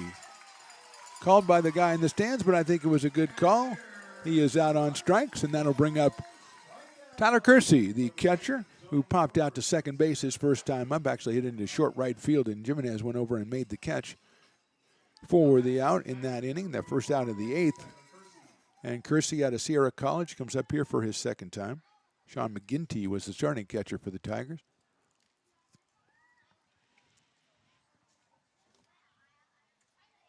That's a good-looking fastball right there, 0-1. The Cowbells have been rejuvenated here at McBean Stadium.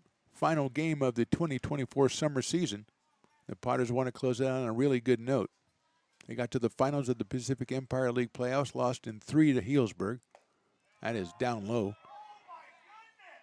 And now they are in the finals here, and they have a pretty good lead right here, but got to close it out. Corey Williams scheduled next for the Tigers. 1-1 pitch coming up.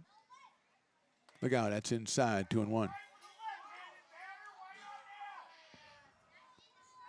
2 balls, 1 strike, 1 out here in the ninth. Stafford at first base via the walk.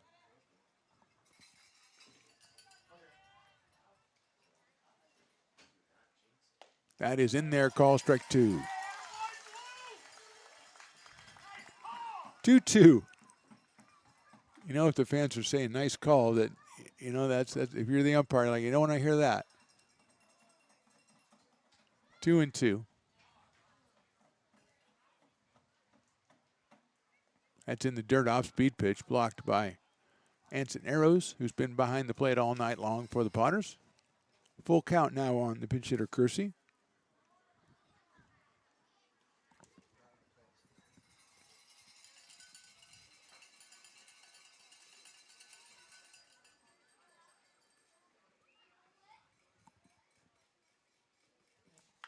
That's fouled out of play by Kersey, so it stays at 3-2.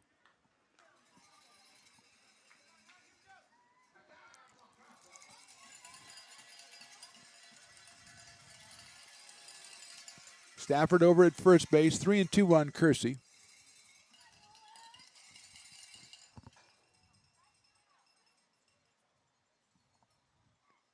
That's fouled out down right field line. It'll be out of play, giving chase Trey Furry, but it's about 100 feet away from him, so I don't think even Trey will be making that play.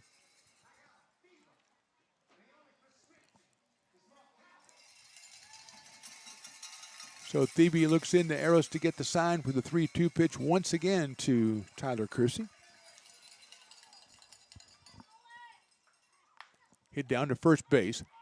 Going to go to second. No, they're going to go to first. I think that's a better idea. As Hanson thought about going for 2, and you know, we're up by like a lot of runs. I'll probably just get the out at first base, and that's what he did. Going to second is Stafford. 2 outs. And we're going to have a substitution. Looks like Logan Worm is going out to right field to take over for Trey Furry, a true Potter legend, Mr. Trey Furry.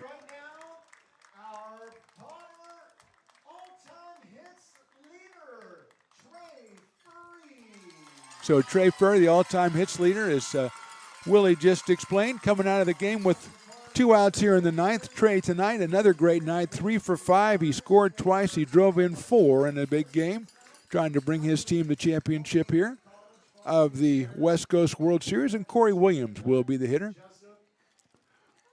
So Logan Worm goes out to right field.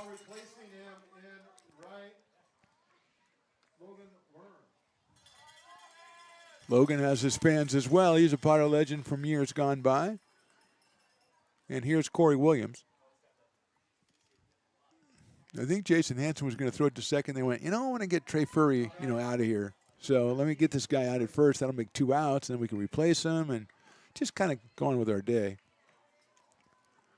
Williams is a 2-run single back in the second. He's struck out, grounded out, and walked since then. He scored a run.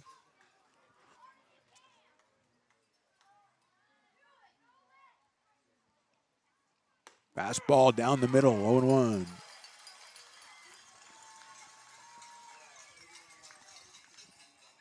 We'll be carrying the post-game awards presentation here for you on Stone's Broadcast Networks and Lincoln Potters Baseball YouTube. That's a line drive into right center field. That's a base hit. Coming around third is Stafford. He'll score. Williams stays at first. He's got his second hit of the day. He's got 3 runs batted in, and it's now 15-9 in favor of the Potters. Coming around to score was Stafford. Now batting for the Tigers, number 10, center fielder Chase Christensen.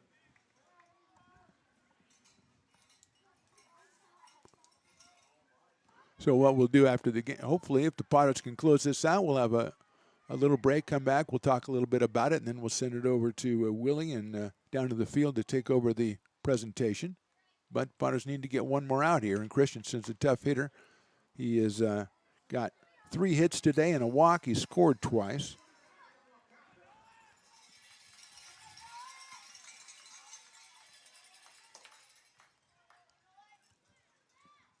(1-0) coming up. Right down the middle, 1-1.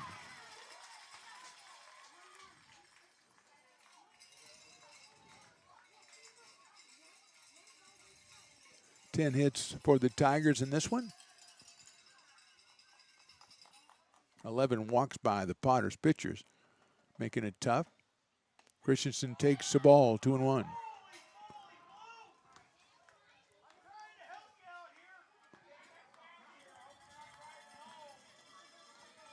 Chase out of Cosumnes River College. Scored twice with 3 hits today. He's got a 2-1 count. Lines it foul down the third baseline, and it's 2-2. Potters are smelling it out there now. The fans are getting up. They want to get this thing done. They want a championship. They want a World Series title. I can't blame them. You know, even Riley says he wouldn't mind that. Well, that's pretty good. He would be a World Series winning engineer. That would be pretty cool, Riley. I wouldn't put it on your business card, but it'd still be pretty cool if you have a business card. 2-2 coming up from Nolan Thebe. Line drive right at third. What a play. Cole Dillon, what a series. Potters win it. Cole Dillon with the snag, and that is the end of the ball game. 1 run for the Tigers. Our final score, Potters 15 and the Tigers 9. We'll be back with a little bit of recap before we go down the field right after this on the Stones Broadcast Networks.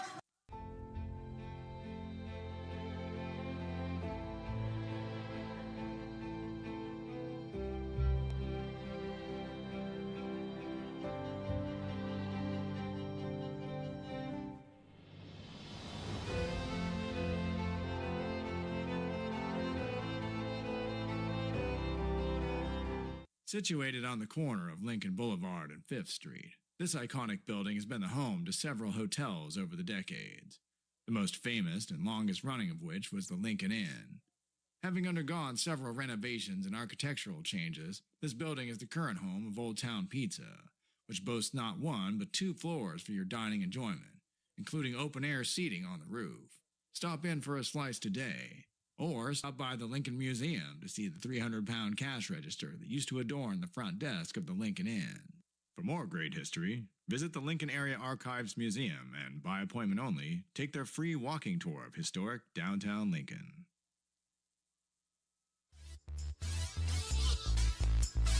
Potters celebrating on the field as the final out is recorded. A line drive in the glove of Cole Dillon over at third base. The Potters win at 15-9. Mark the Phantom Low here, along with Riley the engineer on our post game here, brought to you by Friends of McBean. You can do the QR code on the screen there and donate as we're trying to get that new scoreboard out here at McBean Stadium. Potters with the win tonight. They get the World Series win. A lot of heroes. Don Perez, our winning pitcher. We got a bunch of hitters. We got Chamisa was 3 for 5, hit a home run. We got 3 hits from Trey Ferry. He drove in 4. Jax Jimenez was 2 for 5 and drove in 2. And Quincy Malbro 1 for 4 and drove in 3. So a lot of hitting heroes. Pitching hero was Perez. Thebe closed it out for the Potters, and they get the win, the World Series champions for the second time. They won it back in 2022 and 2024. We'll go down to the field in just a minute to get a awards presentation. I think Matt Lundgren's going to run that. Just want to say thank you all again for watching us on YouTube at Lincoln Potters Baseball, Stones Broadcast Networks the whole season, and for the West Coast World Series. A lot of great numbers every game, even when we had broadcasters. When we didn't have broadcasters, a lot of people checking in. We really appreciate that. I want to thank Riley for a great job all summer. He did a fantastic job, and it was great to work with Willie Preston again and a great group of interns this year for the Potters. Thanks to Matt, thanks to Clifton, thanks to Isabel and Nolan Murphy and everybody in the Potters organization for having us back. It was a great season. Congratulations to the Potters. We'll take a short break here and come back with our awards ceremony right after this. Good night from McBean Stadium. For me, Mark the Phantom Low, and Riley the engineer.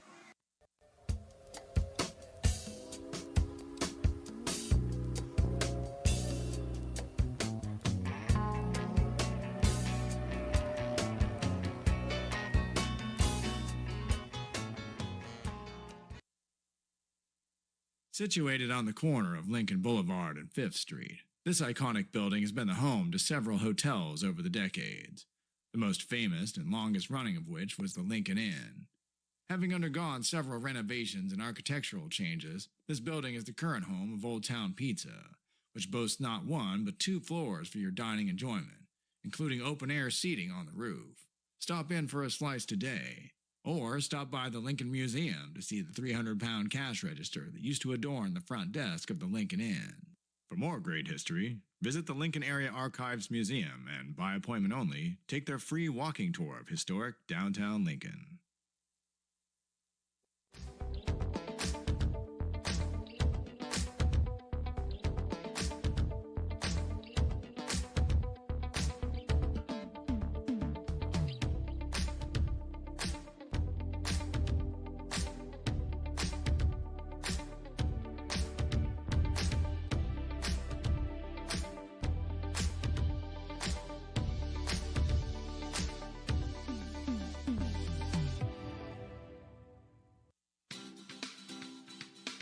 Astro Air Design Incorporated, where you feel the difference. We are a locally owned and operated heating, air conditioning, and custom sheet metal company committed to the highest quality of craftsmanship at a competitive price. Our trained and certified technicians have the knowledge and experience required to install, maintain, or repair your home comfort solutions. Our upfront pricing gives you the peace of mind because you know your price is locked in. Call Astro Air Design Incorporated today.